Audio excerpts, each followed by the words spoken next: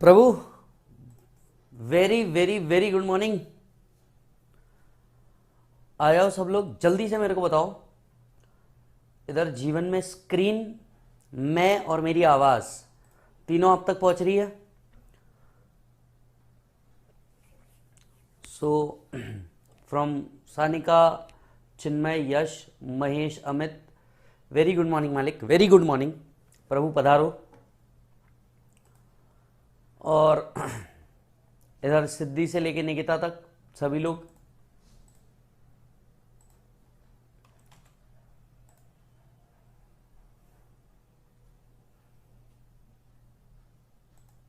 जल्दी से पहुंच जाओ।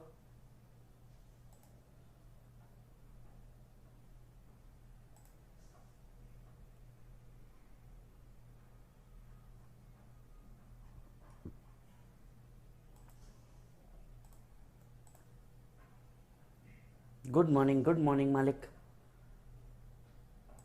Is everything visible? मतलब पीछे का स्क्रीन, ये वो सब सब विजिबल है?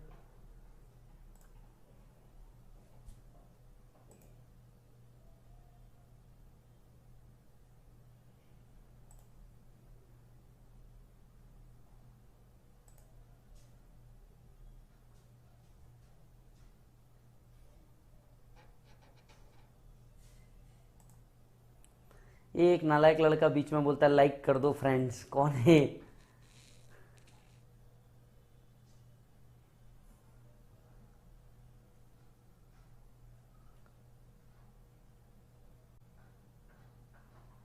चलो जी, आ जाओ।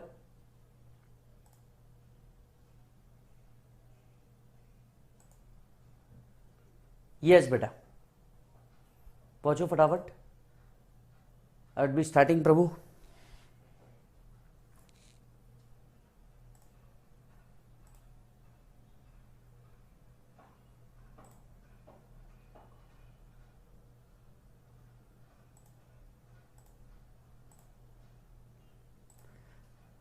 अच्छो, very welcome to all of you. प्रभु सभी लोगों का बहुत बहुत स्वागत है। आप सभी जानते होंगे कल हमारा पहला डेमो लेक्चर था, आज हमारा दूसरा डेमो लेक्चर है। तो जितने भी बच्चे ये डेमो लेक्चर देख रहे हैं सभी बता दूं, अगर आप दूसरा डेमो लेक्चर देख रहे हैं तो मेरी रिक्वेस्ट रहेगी आपसे कि आप प्लीज पहला लेक्चर देख करके आइएगा। लिंक बहुत अच्छी लगेगी प्रभु, राइट। किसी भी तरीके के सेल्स एंड टेक्निकल सपोर्ट की जरूरत पड़ रही है तो आपके पास ये नंबर है, देख सकते हो, डिस्क्रिप्शन बॉक्स में भी दिया हुआ है, वो भी देख सकते हो। ठीक है बच्चे, आप जहां से भी कनेक्ट हुए होंगे, पहला दिन तो अच्छा ईमानदारी से बताना घर पे जाके कितने लोगों ने पढ़ा है? ईमानदारी से बताओ घर पे जाके कितने लोगों ने पढ़ा है कल? यहां सर हमने ईमानदारी से पढ़ा कल, तो कितने लोग ऐसे थे जिन्होंने पढ़ा है? नहीं सर, मतलब आप कुछ भी बोलो सर, हमने पढ़ा है पढ़ा है पढ़ा है, ऐसे कितने लोग थे जिन्होंने पढ़ा है? कि नहीं सर जाकर के ईमानदारी से पढ़ा? कि पहले दिन तो जाकर के इतना थक गए थे कि बस भाई सर बेड बेड ऐसा पास में बुला रहा था, आजा बेटा सो जा, आजा बेटा बहुत थक गया मैं, हाँ इतना इतना काम नहीं करते। पढ़ा है, कुछ लोगों ने पढ़ा है और सब समझ में भी आ गया। देखो कुछ लोग ईमानदारी से बोल रहे, देखो ये होती है ईमानदारी। सर नहीं पढ़ पाए सर, बहुत मतलब परेशान हो गए थे सर, पहले दिन का कंटेंट देख के हम सर परेशान हो गए कि यार इतना बड़ा कंटेंट कैसे हो सकता है किसी का। यहां पे भी गोपाल ने पढ़ा, चिन्मय ने पढ़ा, सब पढ़ के आए, डन कर दिया प्रभु पूरा का पूरा। चलो बहुत शानदार, राइट। चलिए सो अब अगर आप लोगों ने डेली पढ़ा है तो मैं फटाफट बस रिवाइज करवा देता हूं। हमें 4 शब्द पढ़ने थे। Income tax act 1961, right. शुरुआत करें हमने सबसे पहले हिस्ट्री से। क्या हिस्ट्री थी जनाब, ये भी तो बता दीजिए। तो हिस्ट्री बड़ी सिंपल थी सर। सबसे पहले वॉर ऑफ इंडिपेंडेंस हुआ। सर जेम्स विल्सन ने 1860 में पहली बार इनकम टैक्स को लेकर के आया, राइट। इसके बाद लॉर्ड डफलिन थे 1886 के अंदर में, उन्होंने वापस से इनकम टैक्स को क्या किया था प्रभु, री इंट्रोड्यूस किया था। इसके बाद पहली बार एक्ट बना इन द ईयर 1922। कौन सा एक्ट था मालिक? एक्ट था इनकम टैक्स एक्ट 1922।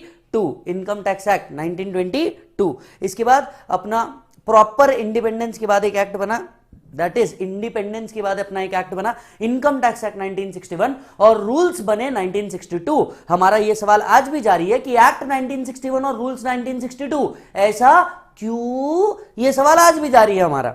हम यहां से आगे बढ़े, हमने देखा कि 1922 के एक्ट में और 1961 के एक्ट में क्या डिफरेंस था। तो पता चला कि 1961 का जो एक्ट लाया गया ये प्रोग्रेसिव बेसिस पे लाया गया, मतलब इसमें अपार्ट फ्रॉम जो चीजें चेंज करनी थी एक बड़ी चीज चेंज हुई प्रोग्रेसिव बेसिस पे।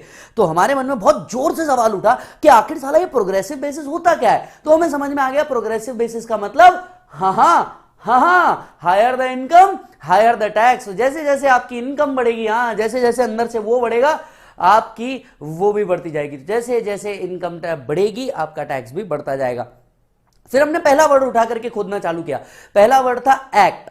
पहला वर्ड क्या था प्रभु? एक्ट। एक्ट मतलब क्या होता है? Act contain provision of law, right. What is section? Section मतलब systematic division of an act. Act को सिस्टमैटिकली चैप्टर्स एंड सेक्शंस में क्या किया जाता है? डिवाइड किया जाता है। सेक्शन, सबसेक्शन, क्लॉज और सब क्लॉज मेजरली इस पार्ट के अंदर में उसको पढ़ा जाता है। इनकम टैक्स के अंदर में कितने सेक्शन है? हाँ, मैं नहीं बता रहा, इनकम टैक्स के अंदर में कितने सेक्शन है? एवरीबॉडी जल्दी से कमेंट करके बताइए, इनकम टैक्स के अंदर में कितने सेक्शन है? देखो मैं तो कहता हूं, एक मिनट मेरे को सिर्फ चेक कर लेने दीजिए एवरीवन इज कनेक्टेड और नॉट।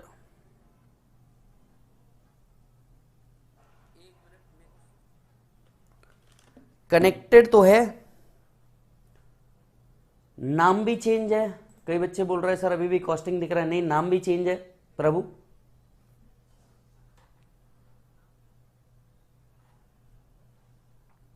आ जाओ जल्दी से। 298 सेक्शंस है। कितने हैं प्रभु? 298 सेक्शंस है। बिल्कुल सही जवाब, बिल्कुल सही जवाब। 298 सेक्शंस यहां पे दिए हुए हैं। डन। अच्छा जी, अब मैं इसके आगे की एक बात बोलता हूं। हमने एक और वर्ड पढ़ा था मालिक, प्रोविजो प्रोविजन। क्या पढ़ा था बोलो? प्रोविजो पढ़ा था या प्रोवाइडेड दैट पढ़ा था? क्या होता है भैया प्रोविजो या प्रोवाइडेड दैट? प्रोवाइडेड दैट क्या होता है बोलो जल्दी से? प्रोवाइडेड दैट होता है कि आपका, प्रोवाइडेड दैट क्या होता है बेटा? प्रोवाइडेड दैट होता है आपका एक्सेप्शन टू पर्टिकुलर सेक्शन। क्या होता है बोलो जल्दी से? Exception to particular section, right. ये एक एक्सेप्शन प्रोवाइड करता है। इसके बाद हमने देखा था एक्सप्लेनेशन। एक्सप्लेनेशन और डेफिनेशन सेम होते हैं? अरे सेम होते हैं, मैं तो कह रहा हूं दोनों सेम होता है। चलो बोलो हां, चलो बोलो हां, से यस।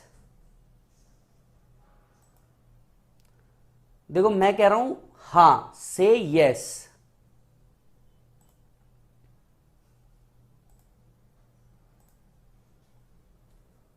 दोनों भी सेम होते हैं, से यस।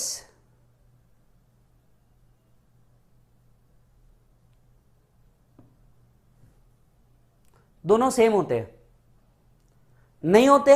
अच्छा बताइए, एक्सप्लेनेशन और डेफिनेशन में क्या फर्क है? एक्सप्लेनेशन और डेफिनेशन में क्या फर्क है?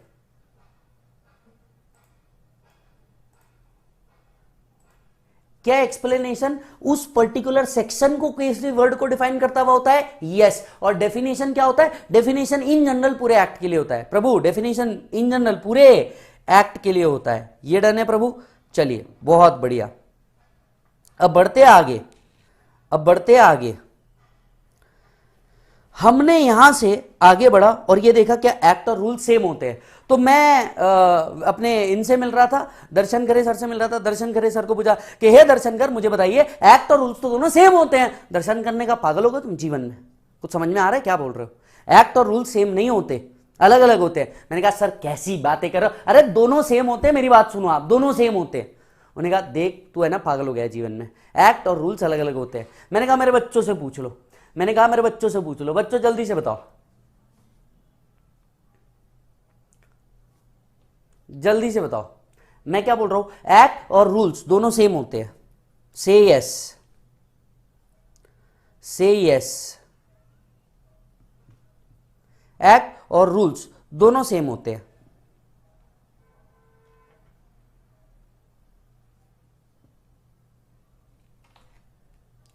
नहीं, दोनों अलग अलग होते हैं। Yes, act contain provision of law whereas rules contain implementation of law. Clear है प्रभु? ठीक है सर। फिर हमने और चीजें पढ़ी। क्या सिर्फ एक्ट और यही पढ़ना पड़ता है, रूल्स ही पढ़ने पड़ते हैं? ना मुन्ना ना, हमें नोटिफिकेशन और सर्कुलर भी पढ़ने पड़ते हैं। नोटिफिकेशन क्या होता है? Communication of any change, right? Communication of any change कहां से मिल सकता है? इनकम टैक्स इंडिया से मिल सकता है, egazette.nic.in से मिल सकता है। All notification 6 month before exam क्या होते हैं? एप्लीकेबल होते हैं। सो अगर आप May 22 दे रहे हैं तो अकॉर्डिंगली नवंबर 21 तक के जितने अमेंडमेंट होंगे, नवंबर 22 दे रहे हैं तो May 22 तक के जितने अमेंडमेंट होंगे वो सारे आपको एप्लीकेबल होंगे, नोटिफिकेशन एप्लीकेबल होंगे। यस, अगर एक्ट और नोटिफिकेशन भिड़ जाए तो एक्ट जीतेगा। से यस आ रहा है मेरे ध्यान में आ रहा है। एक्ट और नोटिफिकेशन अगर दोनों भिड़ जाए, मैं कह रहा हूं देखो पक्का एक्ट जीतेगा। चलो हां बोलो हां। मैं कह रहा हूं आपको मेरी बात आपको माननी पड़ेगी। नोटिफिकेशन और एक्ट भिड़ जाए, मैं कह रहा हूं चलो एक्ट जीतेगा। क्या आप इस बात पे एग्री करेंगे? से यस। क्या आप इस बात पे एग्री करेंगे? से यस। नहीं माय गॉड, सबके सब मेरे खिलाफ। नोटिफिकेशन जीतेगा ऐसा? नोटिफिकेशन जीतेगा ऐसा? ठीक है मालिक, तुम जीते। अरे तुम जीते, ठीक है, कोई बात नहीं, अगली बार मैं जीतूंगा। लेकिन नोटिफिकेशन निकालने से पहले क्या चेंज करना है ये कैसे समझता होगा? क्या लॉ मेकर सोया हुआ रहता होगा, वो कानून बनाने वाली देवी आती होगी और उन्हें उठाती होगी? ना मुन्ना ना। क्या होता था, हमने एक पूरा प्रोसेस समझा था कि लॉ वर्क कैसे करता है। लॉ मेकर मतलब वो लोग जो लॉ बनाते हैं। लॉ कौन बनाते हैं? Ministry of law and justice. और जिस रेलेवेंट मिनिस्ट्री के लिए लॉ बनता है वो मिनिस्ट्री भी साथ में ज्वाइन होती है। इसके बाद एक पहले ग्रीन पेपर बनता है, फिर व्हाइट पेपर बनता है और एक पिंक शीट बनती है। इसके बाद ये बिल बनता है, बिल जाता है both houses of parliament, president assent मिलता है और इसके बाद ये एक्ट बन जाता है। इसके बाद हमने देखा था लॉ इंप्लीमेंटर्स। इनका काम क्या होता है? ये एक सबऑर्डिनेट बॉडी होती है जो उस बने हुए लॉ को इंप्लीमेंट करने का काम करती है। हमारे केस में सन 1964 में सेंट्रल बोर्ड ऑफ रेवेन्यू को दो पार्ट में तोड़ दिया गया था, सीबीडीटी एंड सीबीआईसी में तोड़ दिया गया था, राइट? सीबीडीटी डायरेक्ट टैक्स का भार उठाती है, वेराज सीबीआईसी इनडायरेक्ट टैक्स का भार उठाती है। रूल्स, नोटिफिकेशन एंड सर्कुलर ये लोग निकालते हैं साहब। और क्या ये उनमें किसी भी तरीके के चेंज करने का भी पावर रखते हैं? यस, ये उसमें किसी भी तरीके का चेंज करने का भी पावर रखते हैं। ये उसमें किसी भी तरीके का चेंज करने का भी पावर रखते हैं। यस प्रभु। चलो, इसके बाद आपके लॉ इंटरप्रेटर का पॉइंट आता है। किसका पॉइंट आता है मालिक? लॉ इंटरप्रेटर का पॉइंट आता है। देखिए एक बात तो समझ के चलिए, लॉ बनाने वाले ने बना दिया, इंप्लीमेंट करने वाले ने इंप्लीमेंट कर दिया, लेकिन इंटरप्रेट तो कोई भी कुछ भी कर सकता है। तो इस इंटरप्रिटेशन को सुधारने के लिए दो चीजें हैं हमारे पास, एक है कोर्ट और दूसरा है ट्रिब्यूनल। यस, कोर्ट बहुत ज्यादा cases, criminal and civil cases भी हैंडल करता था, इसीलिए एक सेपरेट जुडिशरी बनाया गया। कौन बेटा? ट्रिब्यूनल बनाया गया, क्वासी जुडिशियल बॉडी बनाया गया, ताकि वो केसेस हैंडल कर सके, क्योंकि कोर्ट ओवर ऑक्यूपाइड है। कोर्ट क्या है बेटा? ओवर ऑक्यूपाइड है। ठीक है प्रभु। इसके बाद हम लोग यहां गए सर्कुलर। सर्कुलर क्या होता है? हो सकता है कि अलग अलग अथॉरिटी अलग अलग जो बैठी है ये अपने अलग अलग इंटरप्रिटेशन ले ले। अब ऐसा ना हो इसके लिए डिपार्टमेंट ने क्या किया? एक सर्कुलर इशू किया। ऐसा ना हो इसीलिए डिपार्टमेंट ने क्या किया बेटा? सर्कुलर इशू किया। और ये जो सर्कुलर है, एवरीबॉडी कम ऑन, ये जो सर्कुलर है कौन इशू करता है? सीबीडीटी इशू करता है। 6 मंथ बिफोर एग्जाम क्या होता है बेटा? एप्लीकेबल होता है। 6 मंथ बिफोर एग्जाम क्या होता है बेटा? एप्लीकेबल होता है। यहां तक के सब कुछ क्लियर था? चलो प्रभु, यहां से हम लोग आगे बढ़ते हैं, देखते हैं कि फिर अब तक हमें क्या क्या पढ़ना है। हमें एक्ट पढ़ना है, रूल्स पढ़ने हैं, नोटिफिकेशन पढ़ना है, सर्कुलर पढ़ना है, इंक्लूडिंग केस लॉज भी पढ़ना है। तो हमने केस लॉज देखा, केस लॉज क्या रोल प्ले करते हैं।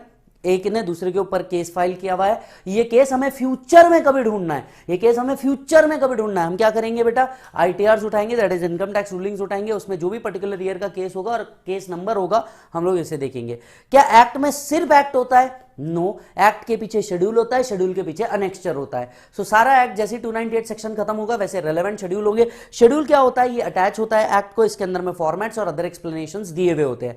वेयरएज अनेक्स्चर्स में क्या होता है? टेबल ऑफ फीस और किसी चीज का शॉर्ट फॉर्म यूज किया है तो उसके फुल फॉर्म के लिए अनेक्स्चर्स दे दिया जाता है, राइट? इसके बाद हम लोग गए थे बेटा कहां? Constitutional validity. कहां गए थे मालिक? Constitutional validity.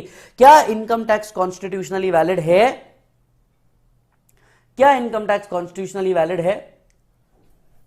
अच्छा, जितने लोग बेटा आज आए हैं, पहली बार आए हैं, बेटा डरना मत यहां पे जो भी हो रहा है उससे। दूसरा, आपके जितने सवाल है एट द एंड मैं आपका क्वेश्चन आंसर सेशन लेने वाला हूं, ये सभी लोग जानते हैं। आप नए आए हैं तो मे भी ऐसा हो सकता है आपको नहीं पता होगा, तो एट द एंड आपके क्वेश्चन आंसर सेशन होंगे। आपके जितने क्वेश्चन होंगे प्लीज बाजू लिख करके रखिएगा, सारे सवालों के जवाब एट द एंड तेरा भाई देगा। चलिए, तो हमने क्या किया था, अगर आपको याद हो, कॉन्स्टिट्यूशनल वैलिडिटी। हम किसी के घर पे गए थे। किसके घर पे गए थे? यश के घर पे गए थे। यश क्या कर रहा था? सो रहा था। इतने में बेल बजी, यश उठा, कपड़े पहना, तुरंत गेट के ऊपर गया और इनकम टैक्स डिपार्टमेंट ने पूरा घर छान मारा। क्या मारा? पूरा घर छान मारा, लेकिन उन्हें वो नहीं मिला जिनकी आशा आपको थी, वो नहीं मिला। तो यहां से हम पढ़ने निकले आर्टिकल 265। हम इंडियन कॉन्स्टिट्यूशन में घुस गए, क्योंकि कोई भी चीज के लिए, कोई भी कानून के लिए मदर हमारी इंडियन कॉन्स्टिट्यूशन ही है। तो हम आर्टिकल 265 के अंदर में घुस गए। आर्टिकल 265 कहता है नो टैक्सेस, काय म्हटलं मी, no taxes can be levied और collected except by authority of law. ना तो कोई टैक्स लगाया जा सकता है, ना कलेक्ट किया जा सकता है, लगाया जा सकता है, ना कलेक्ट किया, लगाया जा सकता है, ना कलेक्ट किया जा सकता है, accept by authority of law. तो ना हम लगाएंगे ना हम कलेक्ट करेंगे जब तक कि कोई अथॉरिटी लॉ ना क्रिएट कर दे।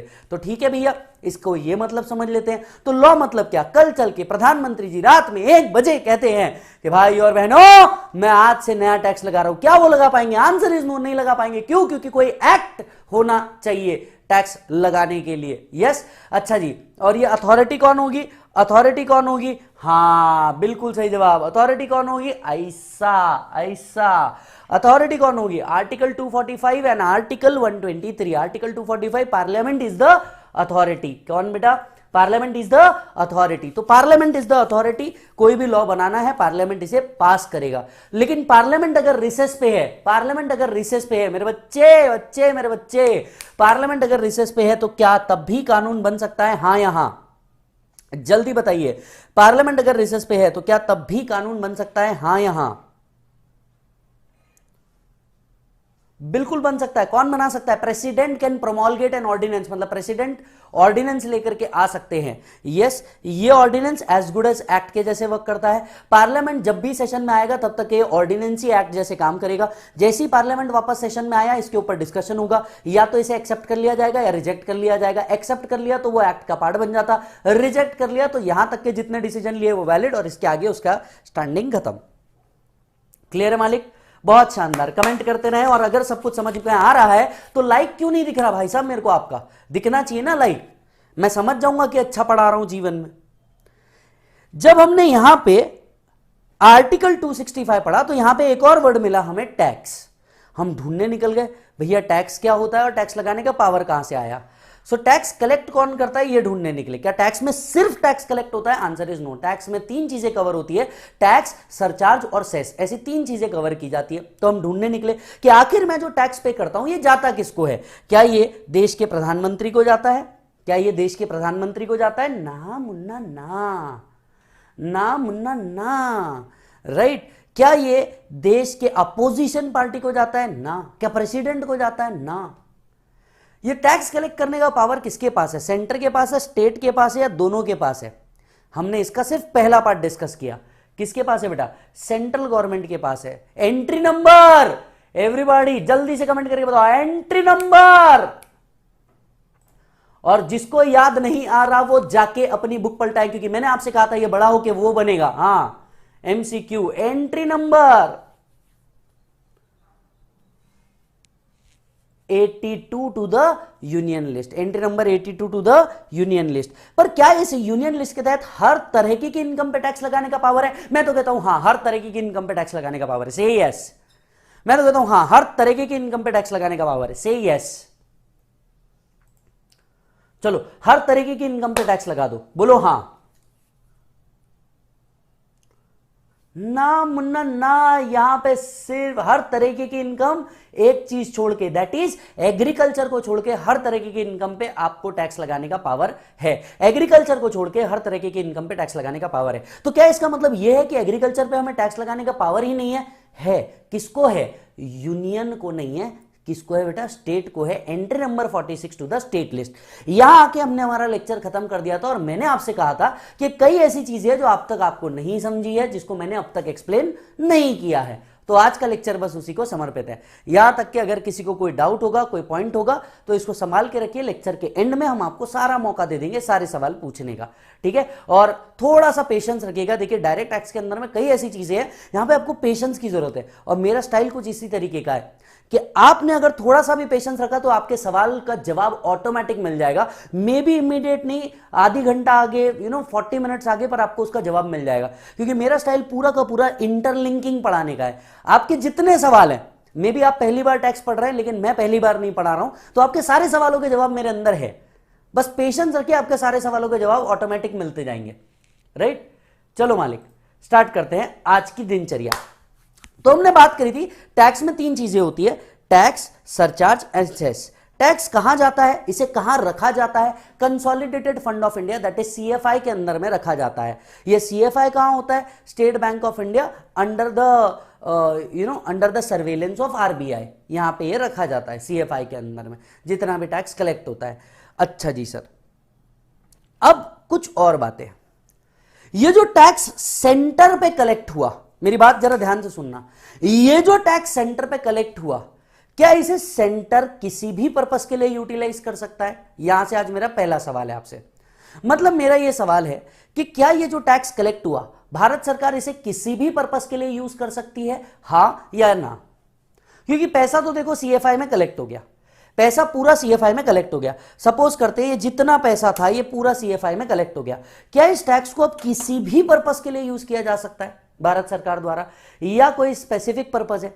और ये जो टैक्स कलेक्ट हुआ है, क्या इसे स्टेट्स के बीच में डिवाइड करना जरूरी है या नहीं है, सेंटर अपने पास ही रख सकता है? तो कुल मिला के मेरे 2 सवाल। पहला सवाल, क्या किसी भी पर्पस के लिए टैक्स को यूज किया जा सकता है, आप क्या सोचते हैं? और दूसरा सवाल, क्या यह टैक्स सेंटर अपने पास ही रखता है या इसे स्टेट में डिवाइड करना जरूरी है?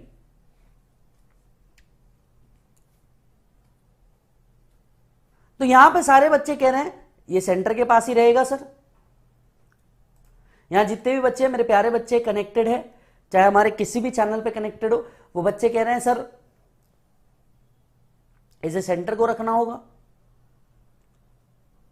एक नंबर मालिक। आओ अब जरा सी बात बताता हूं सर, क्या टैक्स का पैसा किसी भी पर्पस के लिए यूज किया जा सकता है? Answer is yes. लेकिन उसके पहले आपको एक और बात समझनी है, किसी भी पर्पस का क्या मतलब हुआ? किसी भी पर्पस का मतलब हुआ किसी भी पर्पस के लिए। क्या इससे राफेल विमान खरीदा जा सकता है? यस। क्या इससे पब्लिक सर्वेंट्स की सैलरी दी जा सकती है? Answer is yes. क्या इससे कोई स्कीम या रिलीफ चलाई जा सकती है? यस। क्या इससे पब्लिक एक्सपेंडिचर किए जा सकते हैं, रोड, डैम, ब्रिज, कनाल, पोर्ट, एयरपोर्ट बनाने के लिए? Answer is yes. क्या इससे किसी भी तरह के गवर्नमेंट कॉन्ट्रैक्ट्स दे सकते हैं? Answer is yes. यह पैसा किसी भी पर्पस के लिए यूटिलाइज किया जा सकता है। यह हुआ मेरे पहले सवाल का जवाब। अब मेरे दूसरे सवाल का जवाब, क्या यह सेंटर और स्टेट के बीच में डिवाइड किया जाता है? इसके जवाब के लिए आपको मेरे लिए 2 मिनट वेट करना होगा, क्योंकि मुझे आपको सरचार्ज नाम के कंसेप्ट को सिखाना होगा। सरचार्ज नाम के कंसेप्ट को सिखाना होगा, ठीक है। अब इसको सिखाने के लिए मैं आपके साथ जरा सी मस्ती करना चाहूंगा। मुझे अगेन एक लड़की का नाम चाहिए यहां पे, तो कोई बच्ची अपना एक नाम दे प्लीज। एक लड़की का नाम चाहिए मुझे यहां पे। एंजल, प्रिया वगैरह किसी ने फालतू नाम दिया, मैं पहले बता रहा हूं। एक बच्ची अपना नाम दे।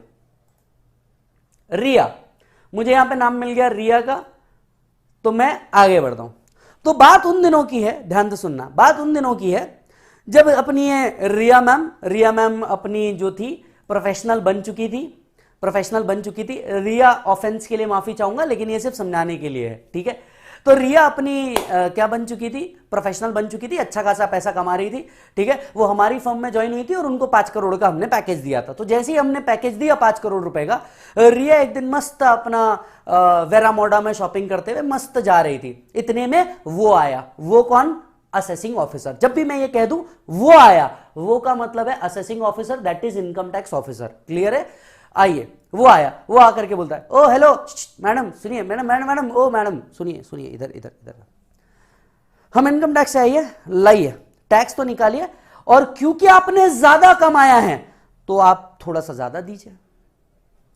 रिया, oh come on, you are so funny. मतलब मैं इनकम टैक्स दे रही हूं, अब ये सरचार्ज नाम की चीज क्या है? अब आप मुझसे एक्स्ट्रा अमाउंट क्या मांग रहे हैं?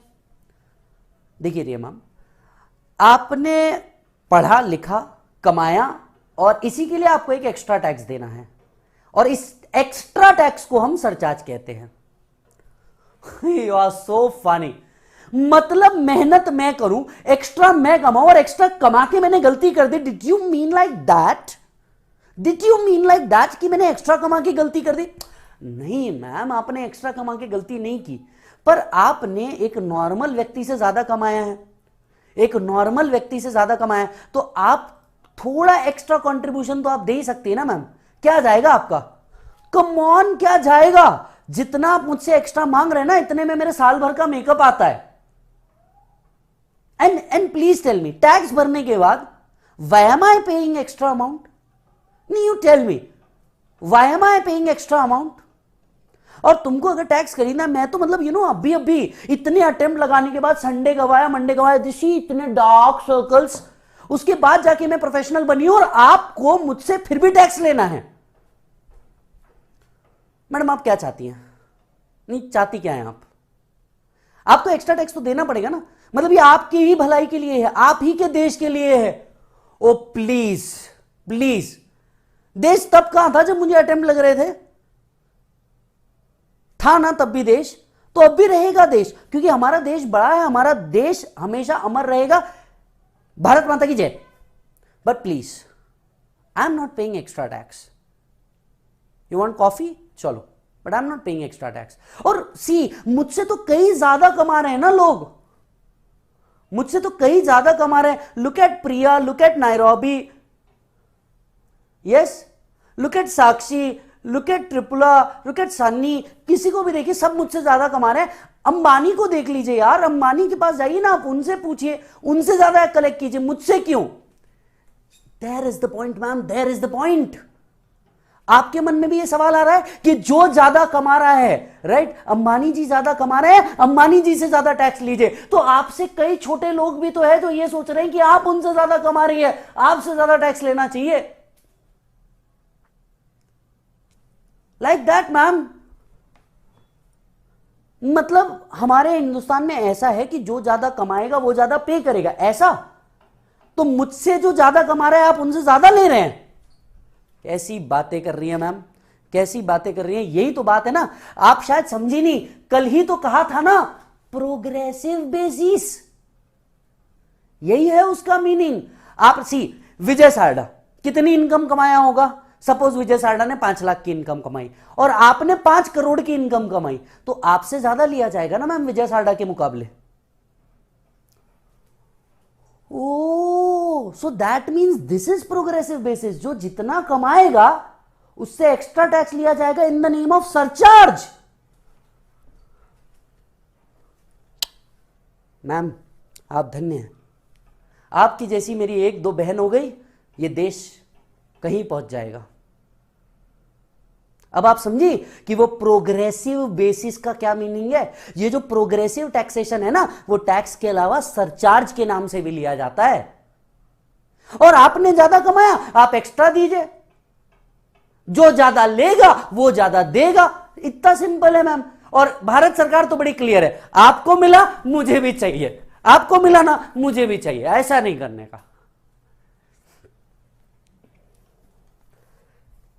बात समझ? अरे यार तुम हंसते रहते हो यार मेरे पे।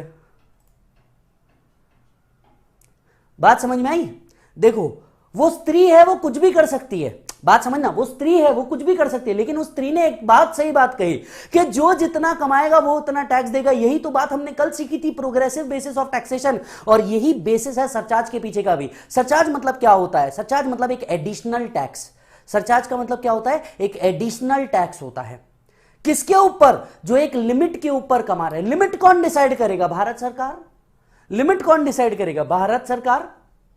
अच्छा बेटा बुरा मत मानना, मैंने अभी जो नाम लिया, बेटा प्लीज रिया बुरा मत मानना, इट वाज जस्ट, आप बात समझिए। यस, सो बहुत सिंपल सा पॉइंट है कि आप अगर एक्स्ट्रा कमा रहे हैं तो आपको एक्स्ट्रा टैक्स देना होगा। और ये जो एक्स्ट्रा टैक्स है ये सरचार्ज के नाम से होता है। और इसी के लिए अगर आप देखोगे तो सरचार्ज के बाद में हमने इफ एनी वर्ड लिखा था। इफ एनी मतलब हर केस में सरचार्ज लगेगा, ये जरूरी नहीं है। जो एक एक्स्ट्रा इनकम कमा रहा होगा वही सरचार्ज देगा। वही क्या देगा बेटा? सरचार्ज देगा। यस। और बेटा ये जो मैंने विशाल सर की एक्टिंग की है ना, ये निकाल करके अगर किसी ने विशाल सर तक के पहुंचाई ना बेटा, मैं बता रहा हूं आज विशाल सर का बर्थडे है और हम सभी की तरफ से विशाल सर को वेरी वेरी हैप्पी बर्थडे। आज भाऊचा बर्थडे आहे तर चिंट्या भाऊ आणि पिंट्या भाऊ तर्फे वाढदिवसची हार्दिक शुभेच्छा। चलो इधर सुनो। सो सरचार्ज मतलब क्या होता है, इधर आकर के लिखो बेटा। सरचार्ज मतलब क्या होता है? सरचार्ज का मतलब होता है additional levy. It is a tax on tax.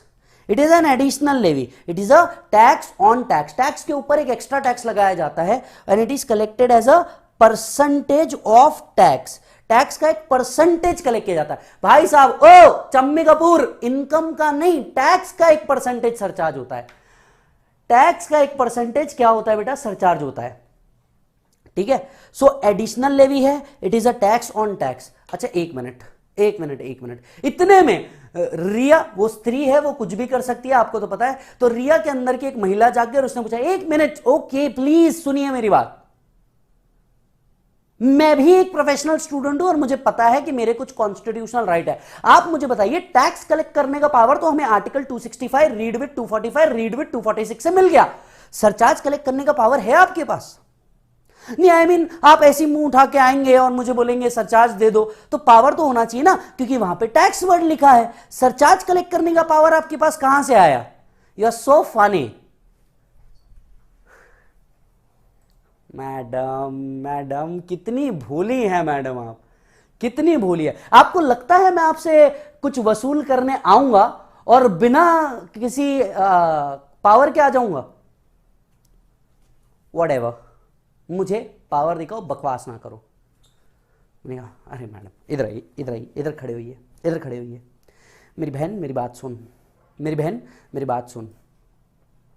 तुझे पावर देखना है, पावर देखना है तुझे, तुझे पावर ही देखना है ना। इधर इधर, आज मैं पावर दिखाएगा तेरे को, तेरा भाई तेरे को पावर दिखाएगा।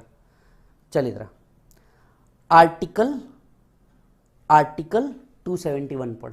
इंडियन कॉन्स्टिट्यूशन आर्टिकल 271 हमें पावर देता है। मतलब तुम हो गए, यश हो गए, हर एक को पावर जानना है। हम क्या टाइम पास करने बैठे हैं यहां पे कि आ जाएंगे और तुमसे कुछ भी मांगेंगे? आर्टिकल मैडम पावर है, ये है power. Article 271, article 271 to the Indian constitution हमें पावर देता है कि हम आपसे एडिशनल टैक्स कलेक्ट कर सके इन द नेम ऑफ सरचार्ज। पता है आपको? ये कमाल कर रही है, बुरा लग गया मेरे को। जाओ, आर्टिकल 271 टैक्स कलेक्ट करने का पावर तो 265 रीड विद 245 रीड विद 246 में था, लेकिन सरचार्ज कलेक्ट करने का पावर कहां था? इसके लिए एक सेपरेट आर्टिकल लेकर के आया, article 271। Not with standing anything contained in 270। 270 में क्या लिखा है उसको बाजू करो। पार्लियामेंट में at any time increase any duties और टैक्सेस, इंक्रीज एनी ड्यूटीज और टैक्सेस, इंक्रीज एनी ड्यूटीज और टैक्सेस रिफर्ड इन दोस्त आर्टिकल बाय सरचार्ज। ड्यूटीज और टैक्सेस को सरचार्ज के बाद में इंक्रीज किया जा सकता है। बात समझ में आई? इंक्रीज किया जा सकता है for the purpose of union and the whole proceeds of such surcharge will form part of consolidated fund of India. और सरचार्ज भी जो कलेक्ट होगा वो कंसोलिडेटेड फंड ऑफ इंडिया में जाएगा। सरचार्ज भी जो कलेक्ट होगा वो कंसोलिडेटेड फंड ऑफ इंडिया में जाएगा। बात समझ में आ रही है? सो प्रभु इधर आइए, इधर आइए। Surcharge levied as per article 271, it forms part of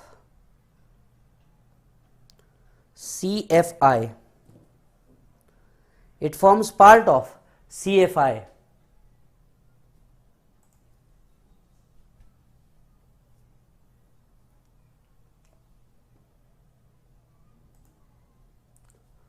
done. तो क्या सरचार्ज लगाया जा सकता है? यस लगाया जा सकता है आर्टिकल 271 के हिसाब से, and it forms part of CFI। वो CFI का पार्ट बनता है। कंसोलिडेटेड फंड ऑफ इंडिया का क्या बनता है मालिक? वो पार्ट बनता है। क्लियर है प्रभु? अच्छा, अब कुछ बातें जिसको आप मिस कर गए लेकिन मैं नहीं मिस करूंगा, इधर सुनिए। एक हिस्ट्री समझाता हूं आपको। इस हिस्ट्री को बड़े ध्यान से सुनिएगा क्योंकि शायद 2 दिन बाद ये लेक्चर में आपके काम आएगी। इस हिस्ट्री को बड़े ध्यान से सुनिएगा, 2 दिन बाद आपके काम आएगी। साल था 2014, ईयर था 2014। इस 2014 में एक स्लोगन बड़ा चल रहा था, द देन एग्जिस्टिंग सरकार कांग्रेस की सरकार थी और बाद में ये कन्वर्ट हुई बीजेपी की सरकार में, बराबर है। बीजेपी की सरकार में आने के बाद एग्जिस्टिंग प्रधानमंत्री दैट इज नरेंद्र मोदी जी ने कहा कि मैं अमीरों से लूंगा और गरीबों को दूंगा। यह स्टेटमेंट उनके स्पीचेस में कई बार सुना गया, मैं अमीरों से लूंगा और गरीबों को दूंगा। अब इसके बाद क्या हुआ, इसके बाद मैं आप सभी को बता दूं, मैं किसी भी पॉलिटिकल पार्टी की तरफ से नहीं हूं, ये जो हिस्ट्री है ये मुझे आपको बतानी जरूरी है, राइट। सो मैं हर पॉलिटिकल पार्टी का हूं और मैं शायद किसी भी पॉलिटिकल पार्टी का नहीं हूं, राइट। ये मेरा स्टेटमेंट है, अब बड़े ध्यान से सुनिएगा। तो उन्होंने ये स्टेटमेंट दिया, मैं अमीरों से लूंगा और मैं गरीबों को दूंगा, यहां तक की बात हुई। अब इसके बाद क्या हुआ कि जब बजट आया 2015 के अंदर में, तो इसमें सरचार्ज में स्पाइक देखा गया, लेकिन इसे कैंसिल कर दिया गया। फिर 2019 के इलेक्शन आने थे, 2019 के इलेक्शन आने थे, ये इलेक्शन सेकेंड टर्म के इलेक्शन थे। सेकेंड टर्म के इलेक्शन के बाद जब जीत गए वो, इसके बाद इन्होंने सरचार्ज को इंक्रीज कर दिया। अब सरचार्ज को क्यों इंक्रीज किया, टैक्स को क्यों नहीं इंक्रीज किया, इसके पीछे की हिस्ट्री बड़े मजेदार है। और अगर पसंद आएगा तो लाइक ठोकोगे और बोलोगे भाई फुल रिस्पेक्ट, क्योंकि हमें इसके लिए बहुत नॉलेज सर्च करना पड़ता है। इन्होंने टैक्स को इंक्रीज नहीं किया, इन्होंने सरचार्ज को इंक्रीज किया, बहुत पर्पजली। क्यों सर, टैक्स को इंक्रीज ना करके सरचार्ज को क्यों इंक्रीज किया गया? पहले हिस्ट्री में समझ के चल लेते हैं सरचार्ज कितना था। सरचार्ज हुआ करता था, अगर आपकी इनकम 1 करोड़ के ऊपर है तो सरचार्ज हुआ करता था, लेकिन 2019 में इस प्रपोजिशन को बदल दिया गया। 50 लाख के ऊपर की इनकम पे सरचार्ज, 1 करोड़ के ऊपर की इनकम पे सरचार्ज, 2 करोड़ के ऊपर की इनकम पे अलग सरचार्ज और 5 करोड़ की इनकम के ऊपर अलग सरचार्ज। और ऐसे स्लैब बना दिए सरचार्ज के अलग अलग, कि अगर किसी की इनकम 50 लाख से ऊपर है तो 10% का सरचार्ज, 1 करोड़ के ऊपर है तो 15% का सरचार्ज, 2 करोड़ के ऊपर है तो 25% का सरचार्ज, और अगर 5 करोड़ के ऊपर है तो 37% तक का सरचार्ज लगाया गया। अब बड़े दिमाग से मैं कहूंगा, मतलब मान गए वाला कहूंगा मैं, कि बड़े दिमाग से क्या किया गया, सरचार्ज इंक्रीज किया गया, टैक्स नहीं। पूछो ना क्यों, पूछो जरा, राग में पूछना मेरे से, पूछो क्यों सरचार्ज इंक्रीज किया, टैक्स इंक्रीज नहीं किया, पूछो क्यों। नहीं ऐसा नहीं पूछना पड़ेगा, ऐसे नहीं बताऊंगा। क्या है भाई, मेरे नखरे थोड़े ज्यादा है। हाँ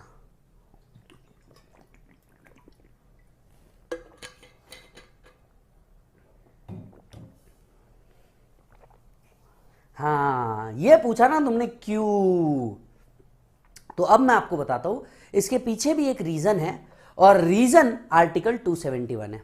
मतलब आर्टिकल 270 और 271 इसके पीछे के रीजन है। मेरी बात अब बड़े ध्यान से सुनिएगा। जो टैक्स कलेक्ट होता है ये सेंटर और स्टेट में डिवाइड होता है। मैंने आपसे कहा था थोड़ी देर पहले, ये डिवाइड होता है क्या? दूसरे सवाल का जवाब है हाँ, ये डिवाइड होता है। तो टैक्स जो कलेक्ट होता है वो सेंटर और स्टेट के बीच में डिवाइड होता है, लेकिन सरचार्ज जो कलेक्ट होता है वो सिर्फ सेंटर रखता है, स्टेट में डिवाइड नहीं होता। कम अगेन, क्या बोल रहा हूं मैं?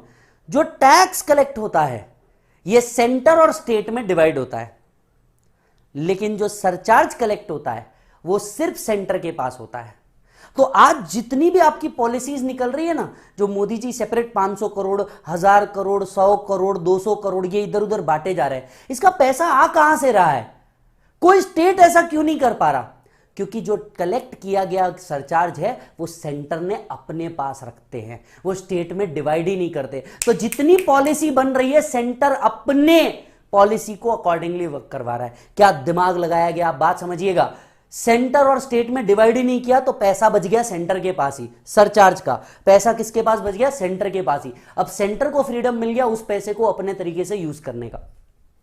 और आज जो इतनी सारी स्कीम निकलते हुए आप देख रहे हैं इस पैंडेमिक के अंदर में कि इस चीज को रिलीफ दिया जा रहा है, उस चीज को रिलीफ दिया जा रहा है, ये सीधा किसके तरफ से आता है? सेंटर से आ रहा है। सेंटर से ही क्यों आ रहा है? क्योंकि सरचार्ज का पैसा सिर्फ सेंटर के पास पड़ा है। सरचार्ज का पैसा सिर्फ और सिर्फ सेंटर के पास पड़ा है। आप बात समझ रहे हो? सिर्फ और सिर्फ सेंटर के पास पड़ा है। सर आपके पास क्या प्रूफ है? आओ ना साहब, प्रूफ सहित दिखाएंगे आपको। आज तो प्रूफ सहित दिखाएंगे आपको। इधर आइए मेरे साथ। आर्टिकल 271 को हम फिर से पढ़ेंगे, पेज नंबर 2 पे लिखा है आर्टिकल 271 को फिर से पढ़ेंगे। Not with standing anything in 270 में क्या लिखा है उसको बाजू रखो। पार्लियामेंट में at any time increase the duties और taxes when referred to in those article by a surcharge for the purpose of union, for the purpose of union. ये लाइन आप मिस कर गए थे, भाई तेरा मिस नहीं करेगा, ये for the purpose of union. Union का मतलब क्या है? ओनली सेंटर, ये डिवाइड नहीं होता, it escaped only by centre, ये कभी डिवाइड नहीं होता। ये हुआ पहला सवाल, ये हुआ आपके पहला प्रूफ। अब आते हैं दूसरे प्रूफ के ऊपर, तुरंत ऊपर जाइए। ये जब से एक लाइन कह रहा था not with standing anything in article 270, तो जरा 270 भी पढ़ ले क्या लिखा है। 270 कहता है जितने टैक्सेस और ड्यूटीज, कमॉन वापस से कह दूं, टैक्सेस और ड्यूटीज, कमॉन वापस से कह दूं, टैक्सेस और ड्यूटीज, जितने भी टैक्सेस और ड्यूटीज, टैक्सेस और ड्यूटीज, टैक्सेस और ड्यूटीज, टैक्सेस और ड्यूटीज, टैक्सेस और ड्यूटीज, जितने टैक्सेस और ड्यूटीज है except specified shall be levied by central government. जितने भी टैक्स होंगे इसको लेवी सेंट्रल गवर्नमेंट करेगा and distributed between union and state. जितने भी टैक्स और ड्यूटीज कलेक्ट होंगे, जितने भी टैक्स और ड्यूटीज कलेक्ट होंगे वो कौन कलेक्ट करेगा? सेंटर कलेक्ट करेगा। तो एग्रीकल्चर पे भी जो टैक्स कलेक्ट होता है वो होता सेंटर द्वारा ही है, लेकिन इसको डिवाइड किया जाता है किसके बीच में बेटा? यूनियन और स्टेट के बीच में। सर एक मिनट, नहीं, मुझे एक डाउट है, ये कौन डिसाइड करेगा कि किस स्टेट को कितना मिलना है? ये कौन डिसाइड करेगा किस स्टेट को कितना मिलना है? अरे टेंशन नको घेरे बाबा, ये बहुत क्लियर होता है। कौन क्लियर करता है? प्रेसिडेंट भाऊ, हमारे देश के प्रेसिडेंट, फाइनेंस कमीशन, ये दो ऐसे लोग हैं जो डिसाइड करते हैं किस स्टेट को कितना पैसा मिलना चाहिए, किस स्टेट को कितना पैसा मिलना चाहिए। अब अगर समझ में आए तो भाई फुल रिस्पेक्ट। इधर देखो, all taxes and duties shall be levied by central government and distributed between union and state in a manner specified by president or finance commission। मतलब जितना टैक्स और ड्यूटी कलेक्ट होगा वो सेंटर और state के बीच में डिसाइड करेंगे। आपको और मेरे को यह जानने की जरूरत नहीं कि स्टेट को कितना मिल रहा है, क्योंकि ये काम प्रेसिडेंट साहब का है, बराबर है। अब इसके एक्सेप्शन में नीचे क्या बोला देखो, नॉट विथ स्टैंडिंग 270 कहता है टैक्सेस और ड्यूटीज को अलग अलग करो। 271 बोलता है 270 में क्या लिखा है, अलग अलग करना, उसको बाजू करो। पार्लियामेंट सरचार्ज लगाएगा और वो सिर्फ यूनियन रखेगा। अब समझ में आया इस लाइन का मतलब? Notwithstanding anything contain in 270 बोलता है भैया जो टैक्स कलेक्ट हुआ उसको दो पार्ट में डिवाइड करो, सेंटर और स्टेट में डिवाइड करो। लेकिन क्या सरचार्ज भी डिवाइड होता है? इस लाइन के कारण सरचार्ज नहीं डिवाइड होता, क्योंकि हमने यहां लिख दिया not with standing anything contained, not with standing anything contained in 270 for the purpose of union, for the purpose of union.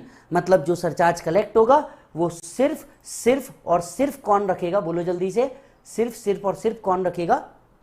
Union ही रखेगा। अब वापस से एक बार पूरी बात सुनिए। क्या एग्रीकल्चर पे टैक्स है? इस बारे में कल हम लोग के डिस्कशन हुई और कई लोगों को इस पे कंफ्यूजन भी था। मैं इस कंफ्यूजन को क्लियर कर दूं। एग्रीकल्चर पे टैक्स लगाने का पावर यूनियन के पास नहीं है, स्टेट के पास है। पर आप में से कई बच्चों ने यह सुन रखा है कि एग्रीकल्चर पे तो टैक्स ही नहीं है। बिल्कुल सही बात है, पावर है लगाने का, और इस लगाने के पावर से उन्होंने क्या दिया है? एग्जम्पशन दिया हुआ है। कभी किसी दिन सेंट्रल गवर्नमेंट ने, स्टेट गवर्नमेंट ने ये एग्जम्पशन हटाया तो एग्रीकल्चर इनकम पे टैक्स आना शुरू हो जाएगा। पावर है टैक्स लगाने का और इसको एग्जम्प्ट किया हुआ है, दो अलग अलग चीजें हैं। मेरे पास पावर है कि मैं किसी को भी मार सकता हूं, लेकिन मैं मारूंगा क्या? नहीं, मैंने एग्जम्प्ट किया हुआ है, मैं किसी को नहीं मारूंगा, मेरे पास पावर है। एग्रीकल्चर पे टैक्स अगर कलेक्ट हुआ कभी किसी टाइम पे तो सेंटर उसे कलेक्ट करेगा और सेंटर और स्टेट के बीच में उसको क्या कर दिया जाएगा? डिवाइड कर दिया जाएगा, या पूरा का पूरा स्टेट को दे दिया जाएगा in a manner to be decided by finance commission और to be decided by president. Yes, right. अब बात समझ में आई? साहिल आई थिंक आपका डाउट क्लियर हो चुका है। साहिल आई थिंक आपका डाउट क्लियर हो चुका है। So all taxes and duties levied by central government and distributed between union and state government in a manner specified by president और रिकमेंडेशन ऑफ फाइनेंस कमीशन। इसमें taxes and duties क्या की जाती है? Divide की जाती है। सरचार्ज आपका डिवाइड नहीं किया जाता, सरचार्ज आपका डिवाइड नहीं किया जाता। सबको समझ में आया ये पॉइंट? मालिक सबको समझ में आया ये पॉइंट?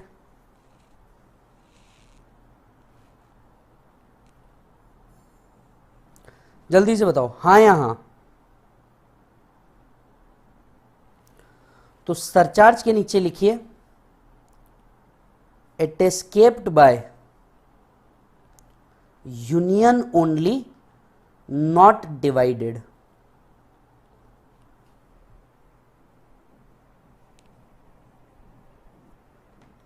यस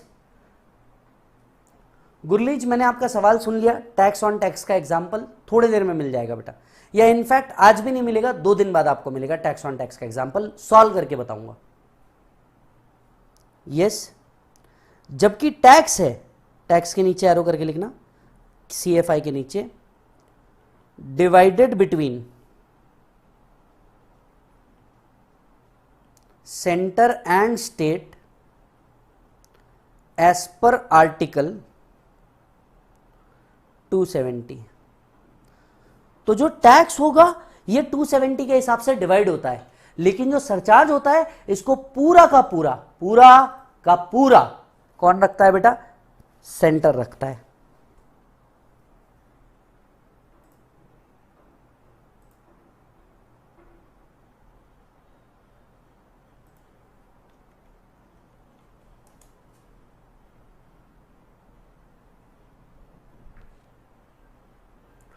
मेरे से एक सवाल पूछा रामशाह ने, मैं उनका जवाब देना अभी सही समझूंगा। उन्होंने मेरे से सवाल पूछा कि सर एग्रीकल्चर इनकम पे टैक्स कलेक्ट करने का पावर स्टेट के पास है। बेटा इनकम टैक्स एक सेंट्रल टैक्स है, तो टैक्स सेंट्रल गवर्नमेंट ही कलेक्ट करेगा। हाँ ऐसा हो सकता है कि कभी किसी दिन अगर एग्रीकल्चर पे टैक्स लगाया जाए तो जितना एग्रीकल्चर पोर्शन पे टैक्स कलेक्ट किया है वो पूरा का पूरा स्टेट को दे दिया जाए। डन। अच्छा अमीर ने मेरे से एक और बात पूछी, अमीर आपको यूनियन लिस्ट देखना है। यूनियन लिस्ट आपको बेटा गूगल पे मिल जाएगी, प्लीज लेक्चर के बाद ओपन करके देखिएगा। लेक्चर के बीच में इसका कोई काम नहीं तो मैं उसे ओपन नहीं करूंगा।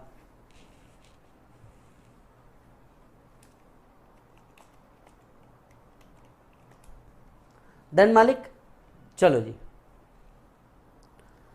अब मैं आ रहा हूं तीसरे पॉइंट पे, HEC। इसे कहा जाता है सेस। क्या कहा जाता है? सेस, और जिसका अभी नाम है health and education cess. HEC का फुल फॉर्म क्या है मालिक? Health and education cess.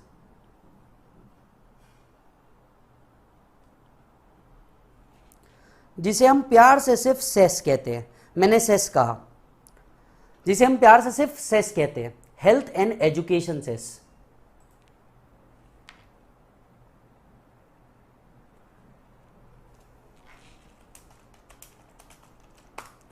Done.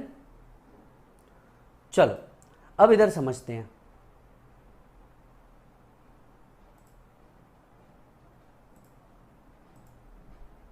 अब इधर समझते हैं।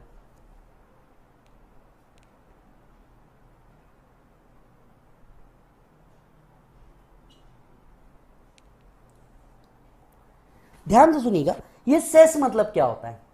ये सेस मतलब क्या होता है? सेस का मतलब होता है एडिशनल लेवी। सेस का मतलब होता है एडिशनल लेवी। सरकार को कुछ स्पेसिफिक पर्टिकुलर पर्पस पूरे करने होते हैं। जो टैक्स कलेक्ट होता है वो किसी भी पर्पस के लिए पूरा कर दिया जा सकता है, लेकिन जो सेस होता है वो स्पेसिफिकली एक पर्पस के लिए कलेक्ट किया जाता है, एक पर्टिकुलर पर्पस के लिए उस पैसे को अलग रखा जाता है। अब ये पर्पस, अच्छा अब जितने बच्चे हैं आपके सवाल मैंने देखे हैं, ये सवाल को संभाल के रखिए, ये सवाल को एंड में पूछेगा। इनमें से कुछ रेलेवेंट सवाल है जो भी टॉपिक से रिलेटेड होंगे वो मैं जरूर पूछ लूंगा। इनमें से एक बच्ची है पूर्वी, जिनको क्रिप्टो में अभी बड़ा इंटरेस्ट आ रहा है। बेटा पूर्वी लेक्चर के एंड में पूछिएगा या आप मुझे व्हाट्सएप कर सकते हैं, मैं आपको जरूर सवाल का जवाब दूंगा। अभी हम कुछ और कंसेप्ट पढ़ रहे हैं, ठीक है? तो चलिए अब पॉइंट पे आते हैं।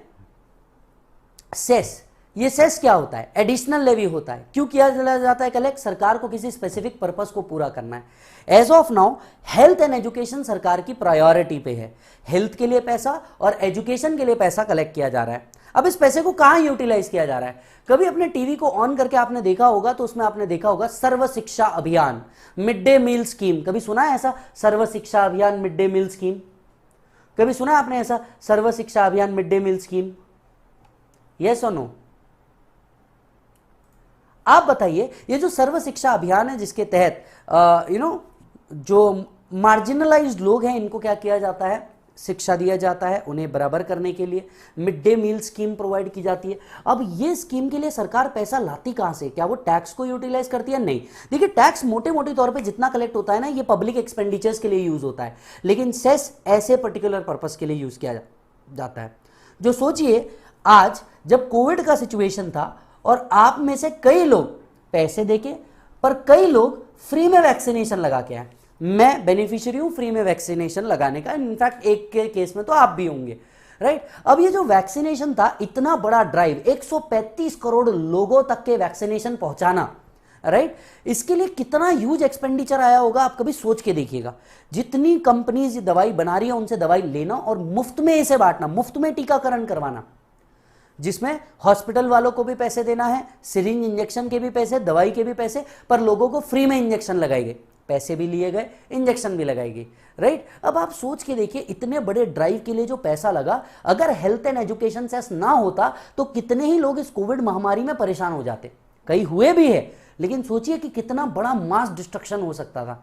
हेल्थ एंड एजुकेशन सेस का पैसा इसलिए काम आया, हेल्थ सेक्टर और हेल्थ इंफ्रास्ट्रक्चर को इंक्रीज करने के लिए। अगर ये ना होता तो मैं इमेजिन भी नहीं कर सकता कि और कितनी बुरी हालत हो सकती थी। आज हम भारतीय प्राउड से कह सकते हैं कि 2 करोड़ लोगों का टीकाकरण रोज हो रहा है। इन 2 करोड़ लोगों का टीकाकरण का वैल्यू आप समझ के देखो कभी क्या होगा। सपोज करते हैं एक प्राइवेट हॉस्पिटल के कॉस्ट के हिसाब से 800 रुपए अगर एक टीके को लग रहे हैं, 2 करोड़ के साथ आप इसको मल्टीप्लाई करके देखिएगा सर कितनी वैल्यू जाती है। ये डेली का एक्सपेंडिचर इनकर हो रहा है भारत सरकार का। यस, तो ये क्या है, पैसा कहां से आ रहा है? हेल्थ एंड एजुकेशन से आ रहा है। Collected as a percentage of tax on an amount of tax plus surcharge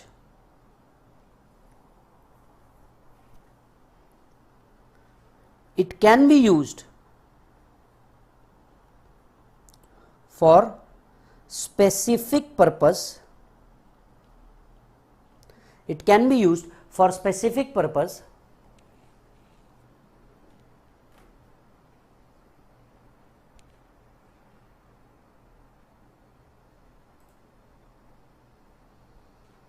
yes, वो सिर्फ स्पेसिफिक पर्पस के लिए ही यूज किया जा सकता है।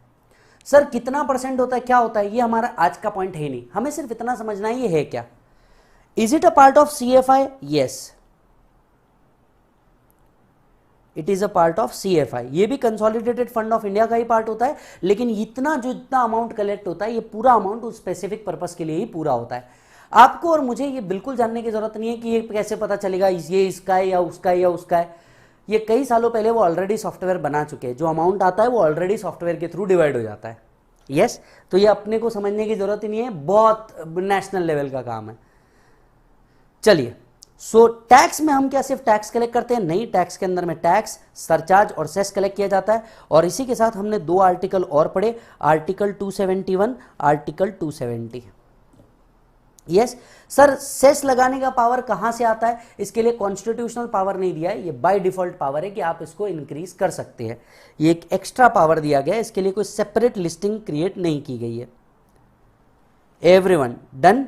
चलिए, सो आर्टिकल 245 और 260 के ऊपर वापस आते हैं। आर्टिकल 245 के ऊपर वापस आते हैं, इधर आओ।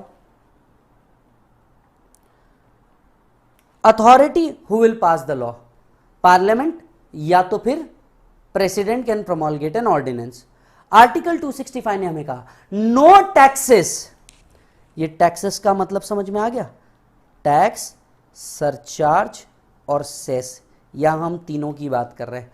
तो ना कोई टैक्स, सरचार्ज, सेस लेवी किया जा सकता है, दैट इज इंपोज किया जा सकता है, ना ही इसे कलेक्ट या रिकवर किया जा सकता है जब तक कि कोई अथॉरिटी लॉ पास ना कर दे। जब तक कि कोई अथॉरिटी लॉ पास ना कर दे, जब तक कि कोई अथॉरिटी लॉ पास ना कर दे। यस, अच्छा,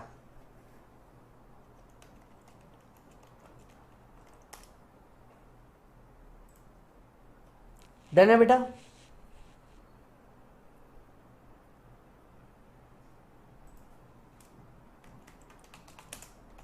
चलो जी, अब एक एक वर्ड को तोड़ दिया मालिक इस कंसेप्ट के अंदर में। No taxes can be levied और collected except by authority of law. चलो इसका प्रूफ रीडिंग करते हैं। आर्टिकल 265 तुरंत जाएंगे मेरे भाई लोग। आर्टिकल 265 पेज नंबर 2 पे ऊपर लिखा है no taxes can be levied और collected except by authority of law. Word to word समझ में आ गया इसका मीनिंग। इसके बाद आर्टिकल 245 पार्लियामेंट में may law for the whole और any part of the territory of India and the legislature of state may make law for whole और any part of that particular state. तो parliament किसी भी law पूरे देश के लिए या किसी पर्टिकुलर स्टेट के लिए भी लॉ बना सकती है। पूरे देश के लिए कोई भी लॉ बनता है, जैसे कि जीएसटी, और एक पर्टिकुलर स्टेट के लिए जम्मू कश्मीर और लद्दाख अलग करना, तो किसी पर्टिकुलर स्टेट के लिए या पूरे इंडिया के लिए लॉ बनाया जा सकता है। No law made by parliament shall deem to be invalid on the ground that it would have extra territorial operation. मान लीजिए अगर स्टेट और सेंटर के अलावा एक्स्ट्रा टेरिटोरियल ऑपरेशंस के लिए कोई लॉ बनाया गया। एक्स्ट्रा टेरिटोरियल ऑपरेशंस मतलब इंडिया के बाहर का कोई प्रीमाइसेस है, वहां के लिए हमने कोई लॉ बना दिया। फॉर एग्जांपल क्या हुआ, किसी पर्टिकुलर जमीन को लेकर के चाइना और इंडिया के बीच में तनाव चल रहा है, जिसको इंडिया ने कैप्चर कर लिया, बट वो इंडिया के अंदर में, इंडिया के मैप के अंदर में या इंडिया के टेरिटरी के अंदर में कवर्ड नहीं है। पर वहां के लोगों को सेफगार्ड करने के लिए इंडिया आर्मी ने वहां पे क्या किया, पहरा देना शुरू कर दिया और ये सारी चीजें शुरू कर दी। और वहां के लिए क्या पार्लियामेंट कुछ लॉ बना सकता है? बिल्कुल बना सकता है। That is an extra territorial operation. Yes, इसके अलावा पानी के अंदर में बियॉन्ड अ पर्टिकुलर लिमिट, पानी के अंदर में बियॉन्ड अ पर्टिकुलर लिमिट अगर कोई एक्स्ट्रा एक्टिविटीज हो रही होगी, इसको रोकने के लिए क्या कोई लॉ बनाया जा सकता है? बिल्कुल बनाया जा सकता है। Are you getting it? So मालिक आर्टिकल 265, आर्टिकल 245, कम इधर, article 123 to the Indian constitution page number 1, the power of president to promulgate an ordinance, power of president to promulgate an ordinance. Yes, अच्छा, during the recess of parliament, if at any time except when both houses of parliament are in session, president is satisfied that circumstances exist which render it necessary for him to take immediate action, he may promulgate such ordinance as the circumstances appear to him require. An ordinance promulgated under this article shall have the same force and effect as the act of the parliament, but every such ordinance shall be laid before both houses of parliament, shall cease to operate after the expiry of 6 weeks from the reassembly of parliament. Parliament reassemble होती है या तो वो हाँ या ना का decision ले। मान लो पार्लियामेंट रीअसेंबल हुई और 6 वीक तक के कोई भी डिसीजन नहीं दिया गया, 6 वीक तक के कोई भी डिसीजन नहीं दिया गया, तो automatically that ordinance will come to an end. Or if before expiration of that period resolved disapproving it passed by both houses upon passing the second or the other resolution, it may be withdrawn at any time by the president. कोई ordinance आया है, president उसको कभी भी निकाल सकते हैं। Explaining where houses of parliament are summoned to reassemble on different date, the period of 6 weeks shall be reckoned from the later of those date for the purpose of this clause. ये जो 6 week है ये कहां से recon किया जाएगा? या तो पार्लियामेंट रीअसेंबल हो जाए या प्रेसिडेंट कोई पर्टिकुलर डेट दे दे, वहां से 6 वीक। हालांकि ये सब आपको जानने की जरूरत नहीं है, आपको सिर्फ इतना जानना है कि प्रेसिडेंट क्या कर सकता है, प्रोमोलगेट कर सकता है किसी भी ऑर्डिनेंस को। So this was article 123, article 265, article 245, article 270, article 271। Done बनना? ओके, कुछ सवाल है जिसके जवाब मैं अभी देना चाहूंगा। सर सेस अलग से कलेक्ट क्यों किए, सरचार्ज के साथ क्यों नहीं? सरचार्ज बेटा हर केस में नहीं लगता, जैसा कि मैंने आपको बताया।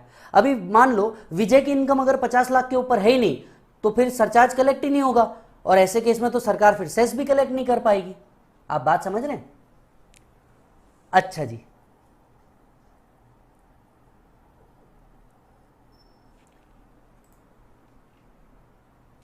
डन प्रभु। सर क्या हमें ऐसे ही वर्ड टू वर्ड लिखना है? नहीं, मैं आपको बता दूंगा बेटा कितना लिखना है। सर एग्रीकल्चर पे टैक्स कलेक्ट होगा तो वो डिस्ट्रीब्यूट भी हो सकता है क्या? नहीं, स्टेट के पास रहता है। सर 6 मंथ वाला कंसेप्ट फिर से बोलिए। पहली बात तो वो 6 वीक है बेटा, आप उसको 6 मंथ्स पढ़ रहे हो। दूसरी बात, सपोज मैंने ऑर्डिनेंस पास किया, आई एम प्रेसिडेंट, मैंने ऑर्डिनेंस पास किया, तुरंत जैसे ही पार्लियामेंट सेशन में आएगा या तो इस पे हां का डिसीजन होगा या तो ना का डिसीजन होगा ये ऑर्डिनेंस पे।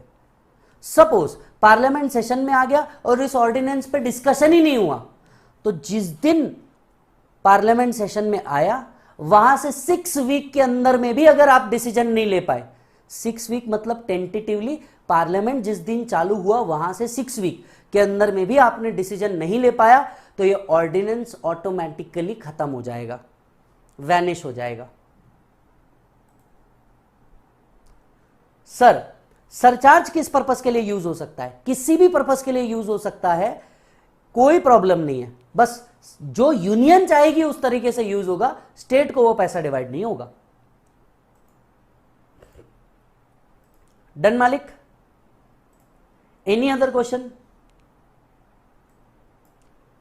Is there a specific category of people who can collect the cess? आपका सवाल गलत है बेटा, कलेक्शन तो सिर्फ सेंट्रल गवर्नमेंट ही करेगा। आपका सवाल ये होना चाहिए, is there any specific people from whom cess can be collected? Answer is no, from any tax payer cess is collected, any tax payer cess is collected. Done?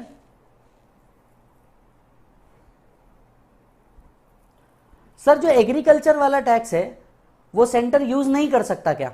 आप सभी जन एक बात बहुत गलत कर रहे हैं, आप सिर्फ एक क्वेश्चन को पकड़ के चल रहे हैं, एग्रीकल्चर का टैक्स, एग्रीकल्चर का टैक्स।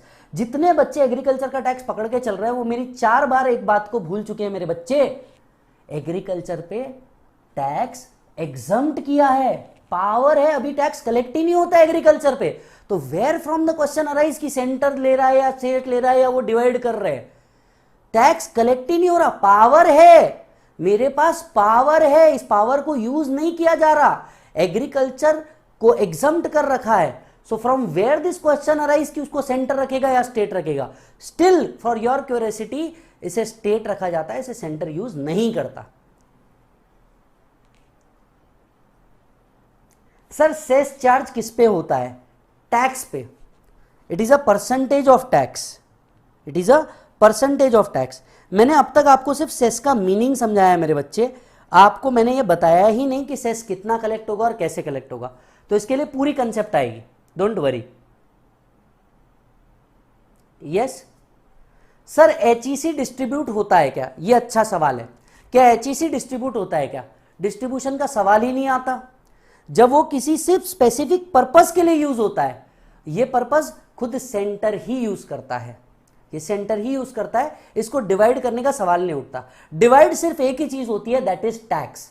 सरचार्ज और सेस को डिवाइड नहीं किया जाता, सरचार्ज और सेस को डिवाइड नहीं किया जाता, राइट? तो फिर से एक बार इस कंसेप्ट को वापस सुन लीजिए, टैक्स चाहे एग्रीकल्चर पे हो जो अभी है नहीं, या किसी भी चीज पे हो, कलेक्ट सेंटर ही करेगा।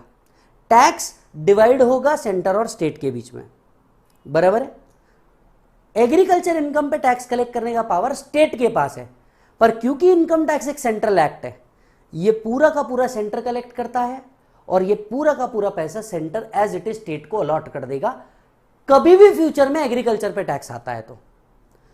सरचार्ज सेंटर कलेक्ट करता है, सेंटर अपने हिसाब से किसी भी पर्पस के लिए यूज कर सकता है, बराबर बात समझ में आ गई? इसको स्टेट में डिवाइड करने का सवाल ही खत्म है।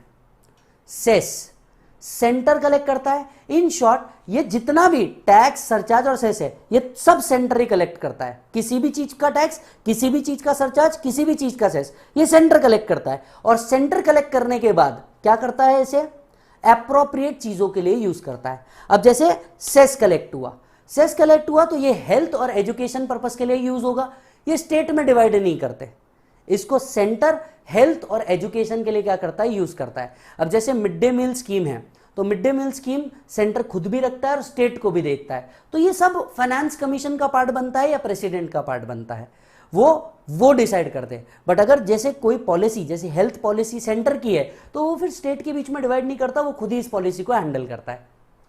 Yes, done. बाकी आपके जितने सवाल है मालिक थोड़ी देर में और क्लियर करता हूं इसको। आइए, टैक्स, सरचार्ज एंड सेस। इधर आओ, हमें 3 वर्ड पढ़ने थे, 4 वर्ड पढ़ने थे। इनकम टैक्स एक्ट 1961, एक्ट तो पढ़ लिया। टैक्स में हमने ये देखा कि टैक्स लगाने का पावर कहां से आता है। टैक्स के अंदर में हमने ये देखा कॉन्स्टिट्यूशनल वैलिडिटी कहां से आती है, क्या टैक्स में सिर्फ टैक्स कलेक्ट होता है। अब मैं तीसरी बात पे जा रहा हूं एवरीवन, अब मैं तीसरी बात पे जा रहा हूं। टैक्स और ड्यूटी क्या दोनों सेम चीज है?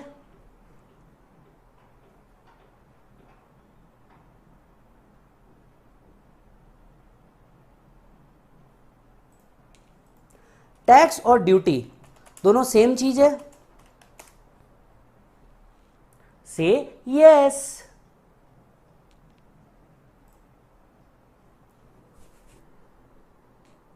टैक्स और ड्यूटी क्या दोनों सेम चीज है? मैं तो कहता हूं हां, बोलो हां। अरे मैं कह रहा हूं बोलो हां।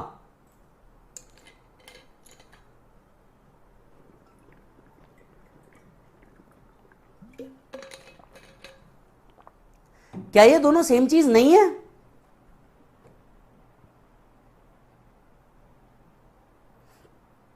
अलग अलग चीज है।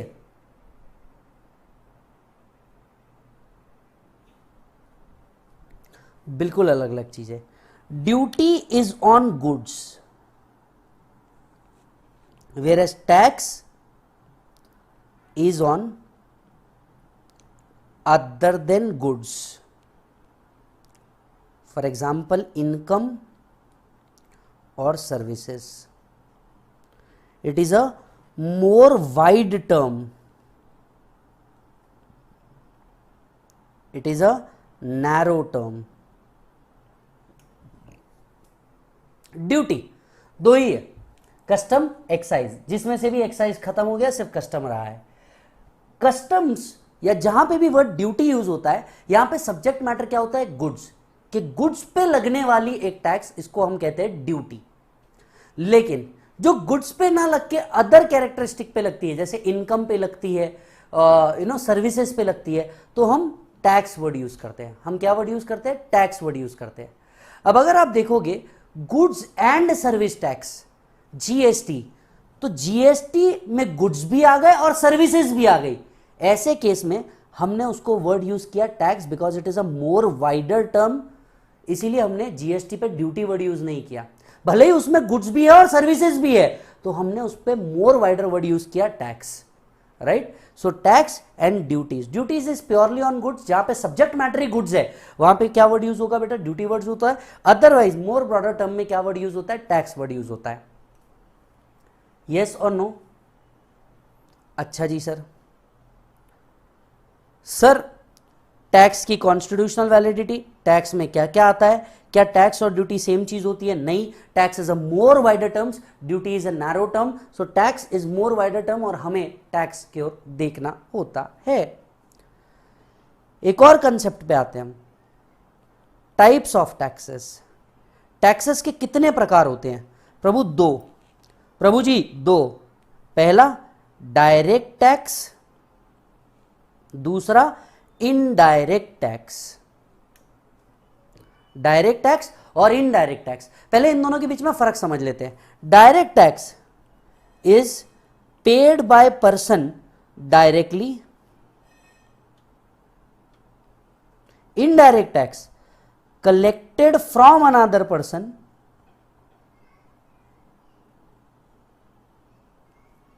and paid to government. Collected from another person and paid to government.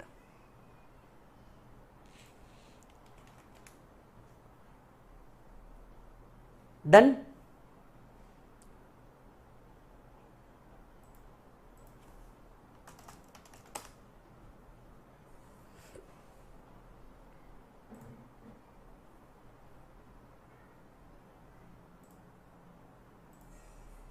Sir अब एक सिंपल सी बात समझिए, मैंने लेट्स से वीजे ने ऑडिट सर्विसेज दी, ऑडिट सर्विसेज दी किसको? लेट्स से अपने जय सर को,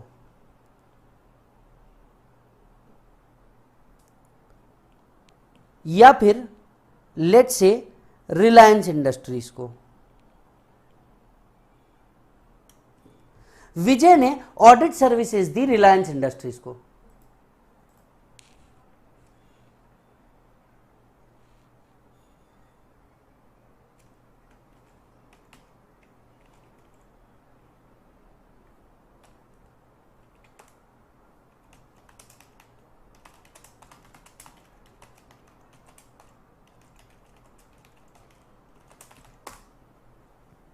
डन। मुझे अब सिर्फ इतनी सी बात बताओ, विजय इनकम टैक्स पे करेगा या जीएसटी पे करेगा?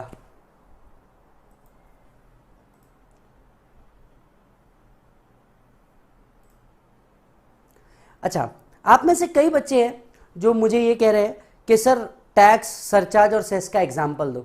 बेटे मैं अभी आपको एग्जाम्पल दे ही नहीं सकता, क्योंकि उस पर आपने अभी तक टैक्स ही नहीं सीखा है। हम सिर्फ अभी मीनिंग समझ रहे हैं। जैसा कि मैंने आपको कहा, टैक्स में पेशेंस रखो, एक ही दिन में तुम पूरा टैक्स नहीं सीख जाओगे, मेरे को भी समझने को 4 साल लगे। समझ में आई बात? तो अभी आप एकदम नए नए हैं। हमारा पहला ऑब्जेक्टिव बेसिक है, अभी तक मैंने इनकम टैक्स चालू ही नहीं किया। मैं आप सभी को बता दूं, अब तक मैंने इनकम टैक्स चालू ही नहीं किया। हम सिर्फ और सिर्फ बेसिक्स पढ़े जा रहे हैं। तो आप में से जितने भी बच्चे मेरे को ये कह रहे हैं कि सर आप एक एग्जाम्पल लो, फिर ये कितना परसेंट होगा, वो उसके ऊपर कितना परसेंट होगा, जरा सबर रख मेरे भाई। इनकम टैक्स चालू ही कहां किया है? मैं बेसिक में घूमे जा रहा हूं, दूसरा वर्ड पढ़ा रहा हूं तेरे को आज दूसरे दिन। तो इन सब के एग्जाम्पल आएंगे, जरा सबर रख मेरे भाई। मैंने तेरे को टैक्स ही नहीं पढ़ाया तो तेरे को सरचार्ज और सेस तो कहां से पढ़ा दूं अभी। और थोड़े दिन में ये जब पेशेंस रख दिया तूने तो तेरे को समझ में आ जाएगा कि क्यों नहीं कराया। चलिए, विजय क्या पे करेगा? आपने कहा कि सर जीएसटी पे करेगा। ध्यान से सुनिए, अब इधर समझिए। विजय एक बिल बनाएगा, इसको लिखेगा ऑडिट सर्विसेज। यहां पे 100 करोड़ की फीस चार्ज करेगा, इसके ऊपर वो जीएसटी चार्ज करेगा 18 करोड़ रुपीस। टोटल बिल बना के देगा 118 करोड़ का। बराबर है? अब यहां से मेरी पूरी बात समझना, ये 18 करोड़ रुपीस जो उसने जीएसटी से कलेक्ट किया है रिलायंस से, वो सेंट्रल गवर्नमेंट को दे देगा। That is indirect tax collected from another person and paid to government. मतलब विजय का रोल यहां पे सिर्फ एज अ मिडलमैन था, जिसने रिलायंस से टैक्स कलेक्ट किया और गवर्नमेंट को दे दिया। It is collected from another person and paid to government. Income tax is paid by person directly. मैंने 100 करोड़ का बिल बनाया रिलायंस के ऑडिट के लिए। मैंने 100 करोड़ का बिल बनाया रिलायंस के ऑडिट के लिए, ठीक है। अब ऐसे केस के अंदर में इस 100 करोड़ रुपए का मैंने बिल चार्ज किया, इसमें से मेरी कॉस्ट लगी पूरे ऑडिट करवाने के लिए, सब करवाने के लिए 20 करोड़ रुपीस की। मेरी इनकम कितनी हुई? 80 करोड़। इस 80 करोड़ के ऊपर मैं क्या पे करूंगा? इनकम टैक्स पे करूंगा। ये मेरा बिल अमाउंट है, इसमें से मैं मेरे खर्चे माइनस करूंगा। What is income? Income means receipt minus expenditure is income. ये 100 करोड़ मेरी रिसीट है, इसमें से मेरे खर्चे माइनस होंगे, ये बची मेरी इनकम। इनकम पे मुझे क्या देना है? टैक्स देना है। तो विजय क्या पे करेगा? विजय पर्सनली इनकम टैक्स पे करेगा। ये वो दूसरे से कलेक्ट नहीं कर रहा, ये हो गया पर्सनल टैक्स। ये हो गया विजय का पर्सनल टैक्स। और इनडायरेक्ट टैक्स कैसा हो गया? Impersonal tax. इम्पर्सनल मतलब वो मैं नहीं पे कर रहा हूं, वो मैं दूसरों से कलेक्ट करके गवर्नमेंट को दे रहा हूं। तो direct tax is a personal tax, where indirect tax is an impersonal tax. Direct tax is a personal tax, where indirect tax is an impersonal tax. तो विजय ने 100 करोड़ का बिल बनाया रिलायंस के लिए, इस पे वो जीएसटी जोड़ेगा। याद रखिए, आप कभी भी रेस्टोरेंट में जाते हैं, मॉल में जाते हैं, बार में जाते हैं, पब में जाते हैं, कहीं पे भी जाते हैं, बिल पे एक्स्ट्रा आपको जीएसटी लग के मिलता है। और नहीं देखा तो अगली बार जाकर के देखना। खैर लड़कियों ने तो बिल देखा ही नहीं होगा, क्योंकि उन्होंने बिल ही नहीं देखा होगा। बात समझ रहे हो? अच्छा मुझे एक बात बताओ, लड़कियां कभी बिल भरती है? सभी लड़के मेरे को जवाब देना। नहीं मस्ती में पूछ रहा हूं, लड़कियों ने कभी बिल देखा है? वो तो क्या होता है, लड़के तो देखते हैं, पर लड़कियां कभी बिल भरती है? ईमानदारी से बताओ, लड़कियां बिल भरती है? सारे लड़के मेरे को जवाब देंगे, लड़कियां बिल भरती है। अब यहां पे ना लड़कियों का ईगो हट हो जाएगा, लड़कियां बन गई हाँ सर हम बिल भरते हैं। मैंने आज तक कभी किसी लड़की को नहीं देखा बिल भरते हुए, ना मेरी बहन को ना मेरी वाइफ को, किसी को नहीं देखा। देखो सारे लड़के कह रहे हैं, झूठ नहीं कह रहा हूं, सारे लड़के कह रहे हैं सर लड़कियां कभी बिल नहीं भरती। और यही लड़कियों का कमेंट देखो, हां सर हम बिल भरते हैं। बेटा मेकअप के सामान जो आप अकेले खरीदी करने जाते हो उसकी बात नहीं कर रहा हूं मैं। जब आप किसी अपने पुरुष मित्र के साथ जाती हैं, कभी बिल भरा आपने?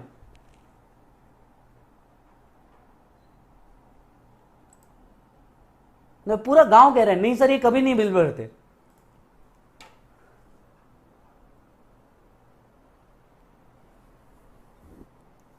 अच्छा, अचानक हर लड़की ना बिल भर रही है, अरे बाप रे। मैं क्या कह रहा हूं, आप ना कभी किसी होटल में जाना और होटल में जाकर के देख लेना बिल ऑटोमेटिकली, वो वेटर को भी पता है बिल ऑटोमेटिकली किधर आएगा, देख लेना, मेरी इस लाइन को याद रखना,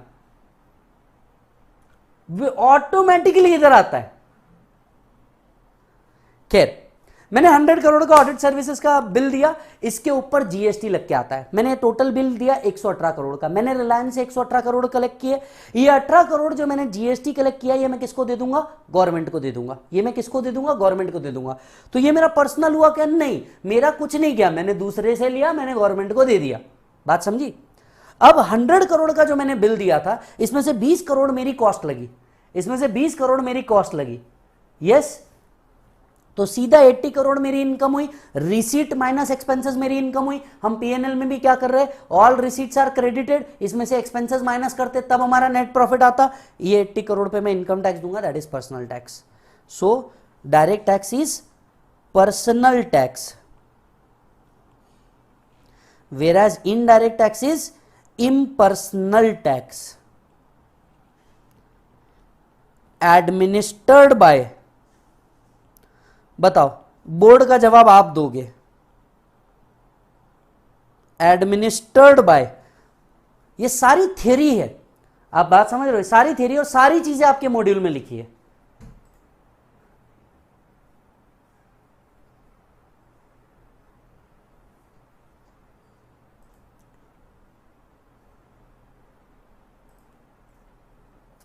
जल्दी से जवाब दो। It is administered by CBDT, it is administered by CBIC। बहुत शानदार बेटा, वेरी गुड, बहुत शानदार बेटा, वेरी गुड।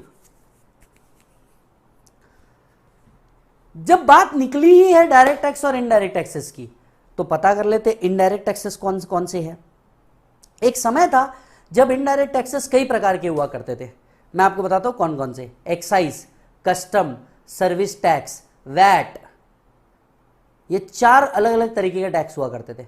2017 में जब जीएसटी आया, ये सब हटाया और इसके 2 ही प्रकार निकाले, एक बनाया जीएसटी और दूसरा बनाया कस्टम।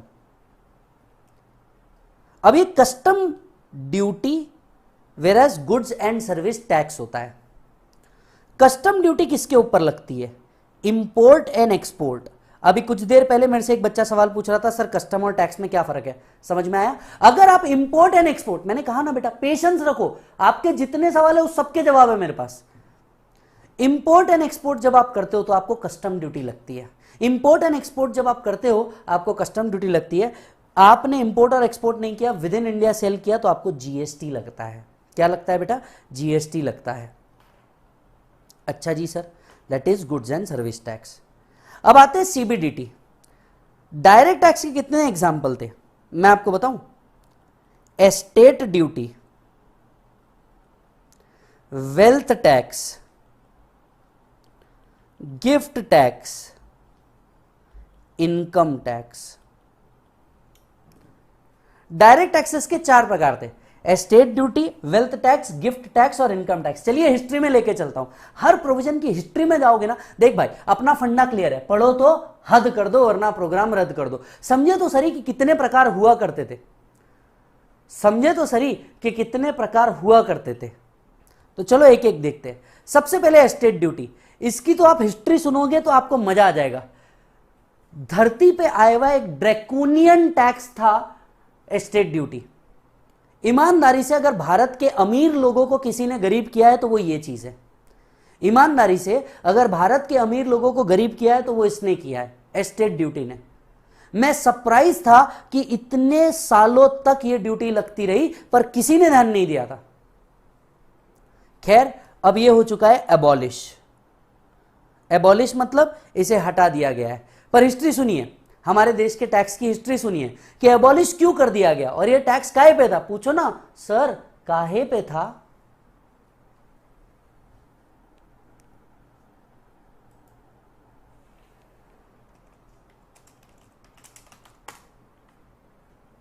पूछो ना सर, काहे पे था?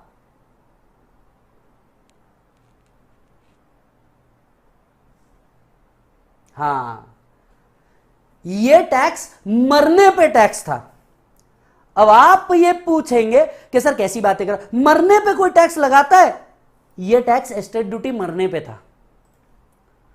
अब आप पूछोगे सर ये मरने पे कैसे टैक्स हुआ? तो देखिए, होता यह था कि आदमी ने अपनी जीवन भर इनकम कमाई, इस इनकम पे वो इनकम टैक्स देता था। हमारा टैक्स कितना डेंजर सिस्टम था कुछ सालों पहले, जरा समझिए। जैसे ही उसने इनकम कमाई वो इनकम टैक्स देता था।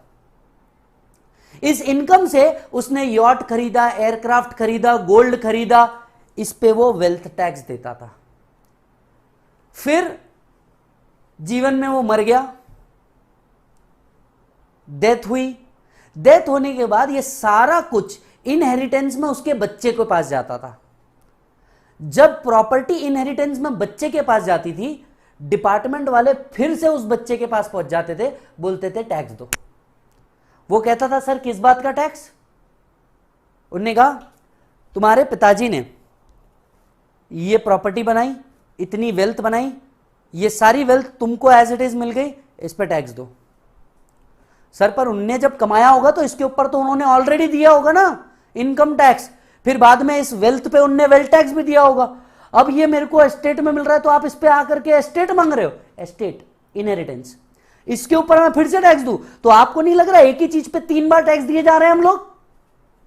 You are so funny.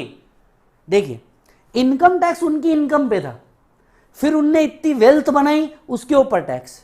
अब वो मर गए, तुमने क्या किया? तुमको तो ये डायरेक्ट मिल गई ना, तुम्हारी तो फ्री में एस्टेट बन गई, तुम भी टैक्स दो, चलो एस्टेट ड्यूटी। बात समझ रहे हो? मतलब 3 बार टैक्स हो जाता था। किसी के मरने पे इनहेरिटेंस में कुछ मिला तो इस पे भी टैक्स लगता था, राइट? टैक्स पेयर क्या बोलता था मालूम? निकल, पहली फुर्सत में निकल यहां से। इतना फालतू टैक्स था, इतना फालतू टैक्स था, मतलब मरने के ऊपर भी टैक्स लगाया जा सकता था। अच्छा हुआ एबॉलिश कर दिया, नहीं तो आज ट्विटर पे इतनी गाली पड़ती जिसकी कोई हद नहीं, राइट? दूसरी बात वेल्थ टैक्स, इसको भी एबॉलिश किया गया 2017 में, इसको भी एबॉलिश किया गया। मतलब मैं इनकम कमाऊं, बराबर है? इनकम कमा करके मान लो मैंने प्रॉपर्टी ले ली, प्रॉपर्टी अगर एक लिमिट के ऊपर चले गई, इसके ऊपर वो वेल्थ टैक्स लगाते थे। मतलब इनकम पे तो टैक्स लगा ही लगा, मैंने इस इनकम से वेल्थ कमाया। अरे झंडू बाम केसरी जीवन, आदमी इनकम कमाता है इसलिए कि वो वेल्थ बना सके। अब वेल्थ बनाया तो उस पे भी तुम टैक्स ले लेते थे। अभी सपोज करके देखो, विनोद सर हो गए, दर्शन सर हो गए, राइट? अब इन्होंने इतना वेल्थ बना लिया, इनके पास एक यॉट हो गया, एयरक्राफ्ट हो गया, एक हेलीकॉप्टर हो गया, एक पर्सनल जेट हो गया। अब इनने इनकम कमाई ही इसलिए थी कि वो, बराबर है?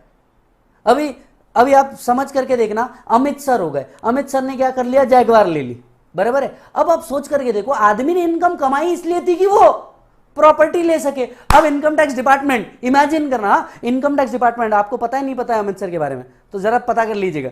अमित सर पहुंच गए, इनकम टैक्स वाले पहुंच गए किसके पास? अमित सर के पास। अमित सर को जाकर के बोल रहे, अमित सर ये पढ़ाते हैं, मैं एसएम पढ़ाता हूं, तो जरा ध्यान से सुनना। अमित सर पहुंच गए, आपने अगर कभी देखा होगा अमित सर को तो भाई तोड़, अलग लेवल, बिल्कुल नेक्स्ट लेवल, ठीक है? अमित सर पहुंच गए, इनकम टैक्स डिपार्टमेंट वाले पहुंच गए अमित सर के पास। अमित सर चलिए लाइए टैक्स निकालिए, चलिए आपने इनकम कमाई, इस पे टैक्स निकालिए, और वो जो जैगवार, लैंड रोवर, मर्सिडीज अगर आपने लिए ना, वो सब उसके ऊपर आपको टैक्स देना होगा। वो रैंगलर जो आपने लिए, इसके ऊपर आपको टैक्स देना होगा। अमित सर तोड़ मालिक तोड़, एक नंबर तोड़, बहुत तोड़। अरे झंपया तू मेरे से टैक्स लेगा क्या रे? पागल हो गया तू? दिमाग खराब हो गया तेरा?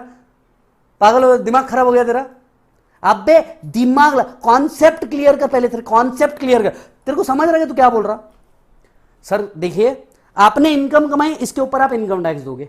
फिर आपने अभी वो 7 गाड़ियां ली, फॉर्च्यूनर ली, कैमरी ली, उसके बाद में जैगवार ली, उसके बाद में रैंगलर ली, उसके बाद में जीप ली, राइट?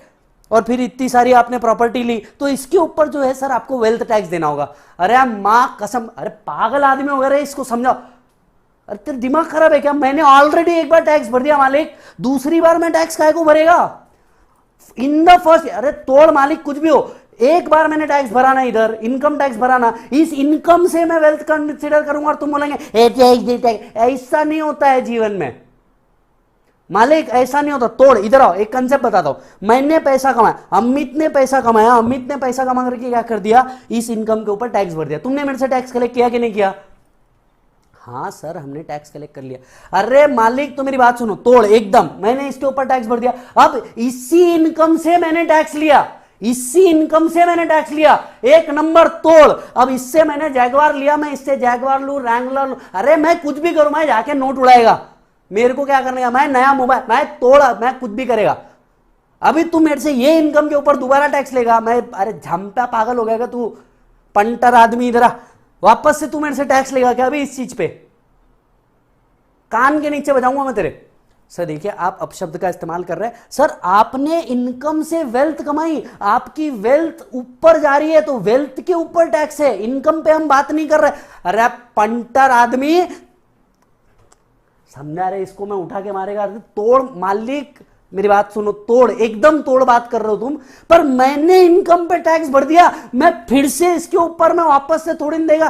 झंपे आदमी, अरे ए विजय समझा, झंपे पागल हो गए तू? दिमाग खराब है तेरा? तोड़ मालिक, कभी आ करके मेरे साथ में बैठो, मैं तुम्हारे को बताएगा काम कैसे करने का। बेटा किसी ने भी ये वीडियो बनाई, मैं पहले ही बता रहा हूं, किसी ने भी ये वीडियो बना, मैं बहुत मारूंगा, मजाक नहीं कर रहा हूं मैं।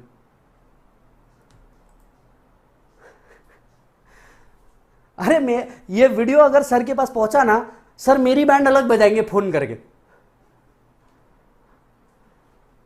सर बट आप मेरे, अरे तोड़ मालिक कुछ भी हो, भारत माता की जय, ओम नमः शिवाय, सब ओके। इधर आया ना दोबारा तंगड़ी तोड़ के हाथ में दे देगा, फालतू का कोई टैक्स नहीं भरेगा मैं, राइट? अब आप बात समझो, अब आप बात समझो। और सालों मेरे को तो टैग करना ही, मैं बहुत मारूं, मजाक नहीं कर रहा हूं, मेरे ऊपर ऑलरेडी इतने में तुम और मत बनाते बैठना जीवन में।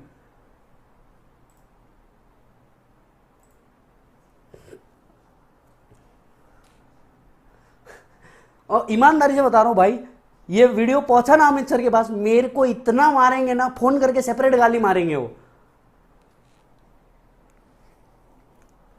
चलो इधर सुनो।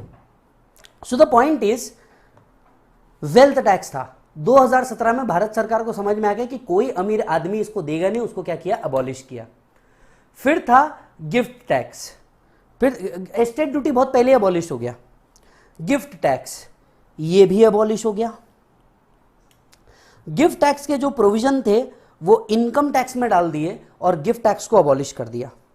गिफ्ट टैक्स के जो प्रोविजन थे वो कहां डाल दिए, इधर डाल दिए, और गिफ्ट टैक्स को क्या कर दिया गया, अबॉलिश कर दिया गया। तो ये तीनों लॉ बहुत पहले ही क्या कर दिए गए, अबॉलिश कर दिए गए।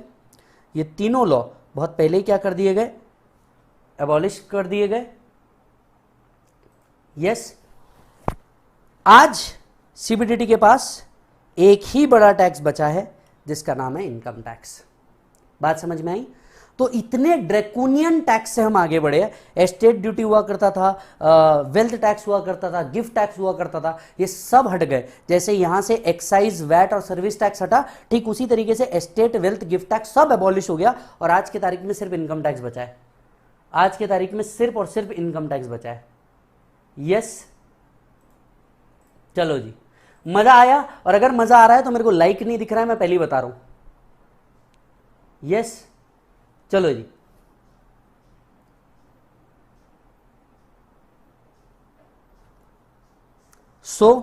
हमने दूसरा वर्ड खोदा। मैं आप सभी को फिर से एक बार बता दूं, मैंने इनकम टैक्स अब तक चालू नहीं किया, मैं सिर्फ दूसरे वर्ड पे हूं, टैक्स। टैक्स को कितना खोदा हमने, ये देखो, सिर्फ एक टैक्स वर्ड को कितना खोदा हमने। कॉन्स्टिट्यूशनल वैलिडिटी ढूंढी, टैक्स में क्या क्या आता है ये ढूंढा। इसके एग्जाम्पल नहीं लिए क्योंकि हम ले ही नहीं सकते अभी। तीसरा, टैक्स और ड्यूटी में क्या फर्क है। चौथा, टाइप्स ऑफ टैक्सेस कितने होते हैं, टाइप्स ऑफ टैक्सेस कितने होते हैं। ठीक है मालिक, बहुत शानदार। दो वर्ड पूरे क्लियर हो गए, इनकम टैक्स। दो वर्ड पूरे क्लियर हो गए, इनकम एंड टैक्स। अब आते हैं नेक्स्ट पॉइंट पे। अब आते हैं किसके ऊपर बेटा, नेक्स्ट पॉइंट पे।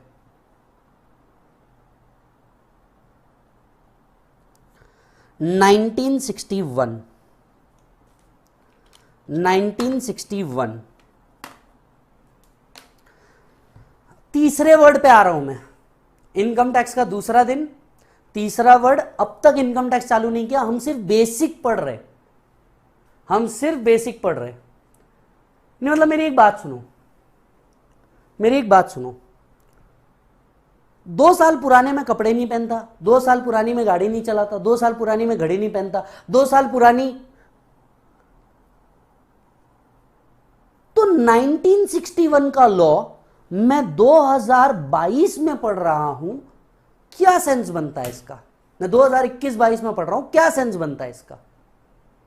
मतलब आप सोच के देखो, 2 साल पुरानी में घड़ी नहीं पहनता, 2 साल पुरानी में गाड़ी नहीं चलाता, 2 साल पुरानी, और 2 साल पुरानी, मतलब 1961 का लॉ मैं 2021-22 में पढ़ रहा हूं, क्या सेंस बनता है।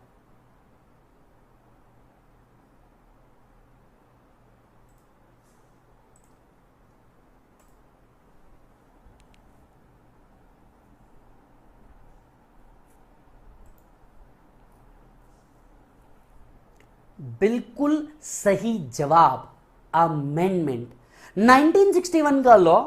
अरे यार तुम लोग हंस रहे हो, मैंने see I am responsible for what I said, not what you understood. आपने क्या अंडरस्टूड किया ये आपका प्रॉब्लम है। अब बात समझ रहे हो।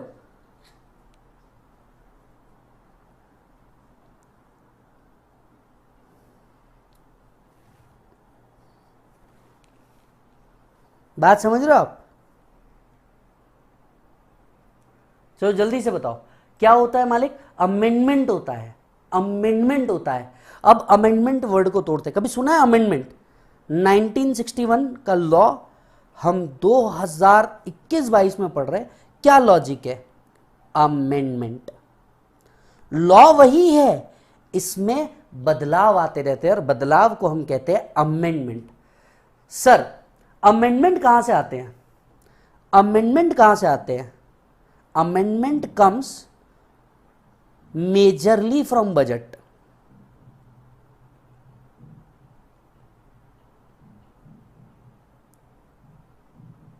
Majorly from budget. अमेंडमेंट कहां से आते हैं सर, बजट से आते हैं।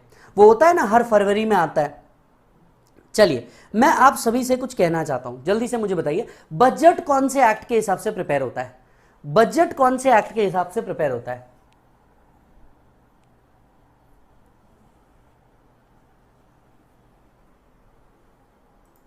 बजट कौन से एक्ट के हिसाब से प्रिपेयर होता है। तो यहां पे डीएस इंफोटेनमेंट्स ने कहा सर फाइनेंस एक्ट के हिसाब से प्रिपेयर होता है। बिल्कुल सही, रिया यहां पे जवाब दे रही है फाइनेंस एक्ट के हिसाब से प्रिपेयर होता है। ठीक है, और किसी का कोई जवाब है।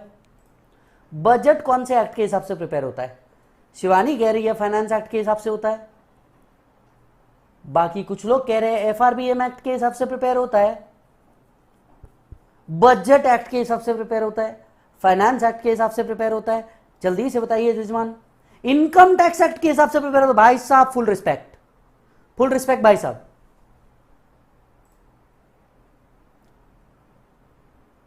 क्या आपको पता है टीसीएस, टीसीएस का ये जजमेंट, टीसीएस का जो इंटरव्यू होता है, टीसीएस के इंटरव्यू का क्वेश्चन है ये।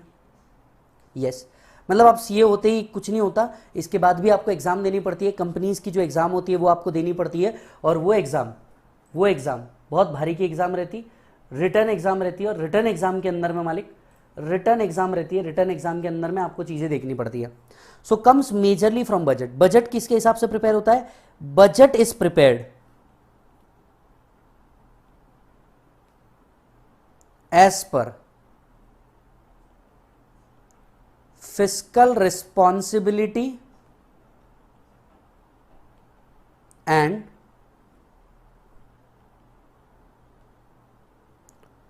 बजट मैनेजमेंट एक्ट,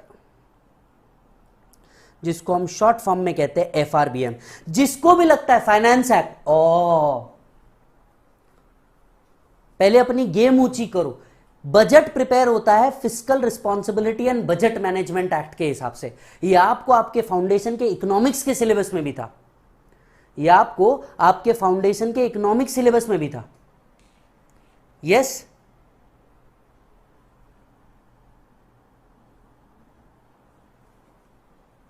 सो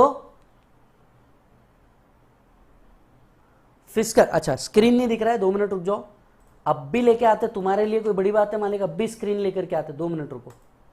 स्क्रीन किसी को दिख नहीं रही थी, शांति बनाए रखे, कृपया अपनी शांति को बरकरार रखे। आपली शांति बहू। लो सर, आ गई स्क्रीन? हाँ मालिक, नहीं दिख रही थी स्क्रीन, आ गई ना अभी, ये देखो।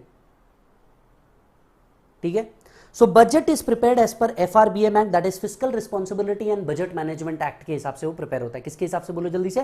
Fiscal responsibility and budget management act के हिसाब से वो क्या किया जाता है बेटा? प्रिपेयर किया जाता है। अच्छा, बजट कब आता है? बजट कब आता है? On 1 Feb every year. Budget जो आता है ये 1 फरवरी को आता है हर साल। कौन प्रेजेंट करता है? Presented by finance minister. जो भी हमारे फाइनेंस मिनिस्टर होंगे, फाइनेंस मिनिस्टर इस बजट को पेश करते हैं। तो बजट में जो होता है ये बहुत सारी चीजें होती है। मेरी बात को जरा ध्यान से सुनिएगा। बजट में सिर्फ अमेंडमेंट नहीं होते। कभी आप बजट का स्पीच सुन के देखिएगा, agriculture sector, health sector, this sector, that sector, ऐसे सारे सेक्टर के बारे में उसमें लिखा हुआ होता है। बहुत सारे सेक्टर के बारे में उसमें लिखा हुआ होता है। इसमें का बजट का finance portion is added in finance act after discussion। इस बजट में का जो फाइनेंस पोर्शन होता है, जो टैक्स से रिलेटेड होता है, डायरेक्ट टैक्स, इनडायरेक्ट टैक्स से रिलेटेड होता है, ये फाइनेंस एक्ट के अंदर में ऐड हो जाता है। ये किसके अंदर में ऐड हो जाता है? फाइनेंस एक्ट के अंदर में ऐड हो जाता है। लेकिन ये ऐसे ही नहीं होता, आफ्टर डिस्कशन होता है। ये आफ्टर डिस्कशन का क्या मतलब है, जरा इसको विस्तार से समझिए।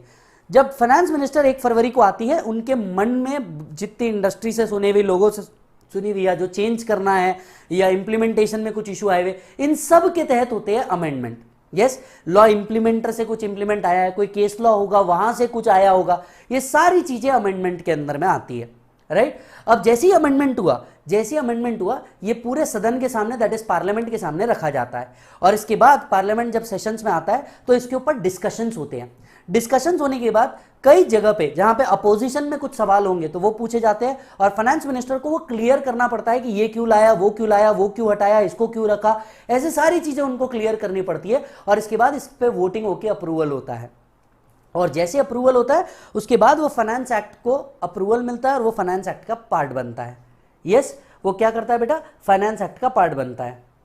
अब फाइनेंस एक्ट का जैसे ही वो पार्ट बनता है, यहां पे टाइप्स ऑफ बजट समझना बहुत जरूरी है। यहां पे टाइप्स ऑफ बजट समझना बहुत जरूरी है। बजट 2 प्रकार के हैं भैया इस देश में। सर मुझे पता है बजट 2 प्रकार के, cash budget and other budget, है ना? नहीं, हम वो आपके वो वाले बजट की बात नहीं कर रहे। बजट 2 प्रकार के हैं। पहला बजट आपका बनता है एनुअल बजट, और दूसरा बजट जो आपका बनता है इसको हम कहते हैं, just a minute, annual budget every year 1 Feb। दूसरा होता है इंट्रिम बजट। यस, एक इंट्रिम बजट भी होता है। अब ये इंट्रिम बजट क्या होता है भाई? In the year of election.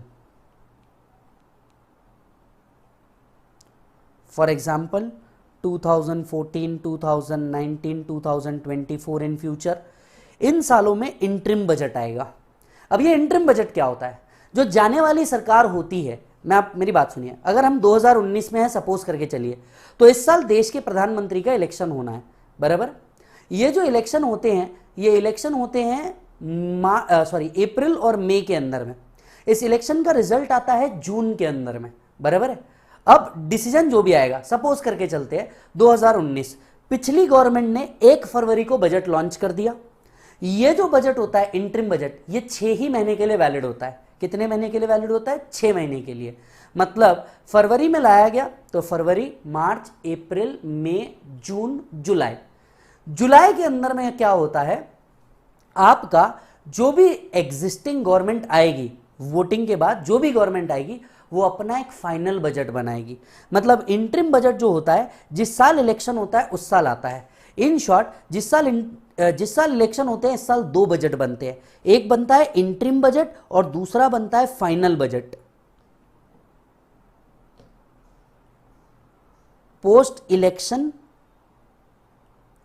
By new government. Interim budget की वैलिडिटी कितनी होती है?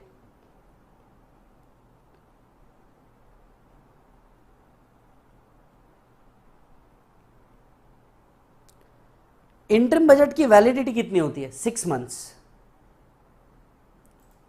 इंटरिम बजट की वैलिडिटी कितनी होती है? 6 मंथ्स।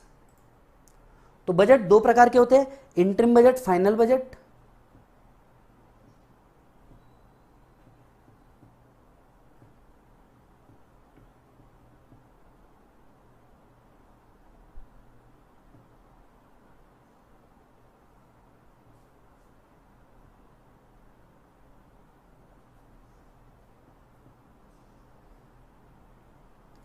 डन।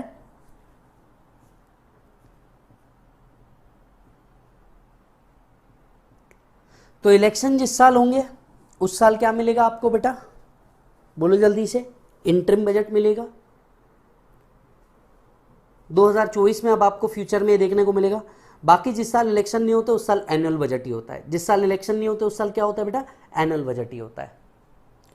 सो 1961 का लॉ हम 2021-22 में पढ़ रहे हैं। क्या मतलब है? क्योंकि लॉ वही है, रिश्ता वही, सोच नहीं वाला मैटर होता है। बजट प्रिपेयर होता है एफआरबीएम एक्ट के हिसाब से, फाइनेंस मिनिस्टर प्रेजेंट करते हैं 1 फरवरी को हर साल। बजट 2 प्रकार के होते हैं डिपेंडिंग अपॉन इस साल इलेक्शंस है या नहीं है। मैं बात कर रहा हूं नेशनल इलेक्शंस की, स्टेट इलेक्शंस की नहीं। एनुअल बजट हर साल 1 फरवरी को आता है। इंटरिम बजट जो होता है ये भी 1 फरवरी को ही आएगा, 6 महीने के लिए वैलिड रहता है। फिर नई सरकार जो बनती है, नई सरकार अपना एक बजट लेके आती है। Is that done? Final budget की वैलिडिटी पूरे साल भर की होती है ऑब्वियसली, क्योंकि नेक्स्ट ईयर तो डायरेक्ट पूरा बजट आ जाता है, इसीलिए इसका नाम एनुअल बजट है। तो ये सवाल कोई भी बिल्कुल मत पूछना कि सर एनुअल बजट की वैलिडिटी कितनी होती है। ऑब्वियसली 1 साल, राइट। 1 साल मतलब एक बार वो बजट आ गया, वो परपेचुअली चलता है, पर वो पूरे साल भर चलता है। ऐसा नहीं है कि प्रोपोर्शनेट रखा जाता है इसको। Yes, done sir. सर क्या वो 6 महीने में सेम ही पावर होता है? यस, 6 महीने भी वो जो बजट के दौरान वो जो प्रोविजन आई है वो वैलिड होती है। Is that done? चलिए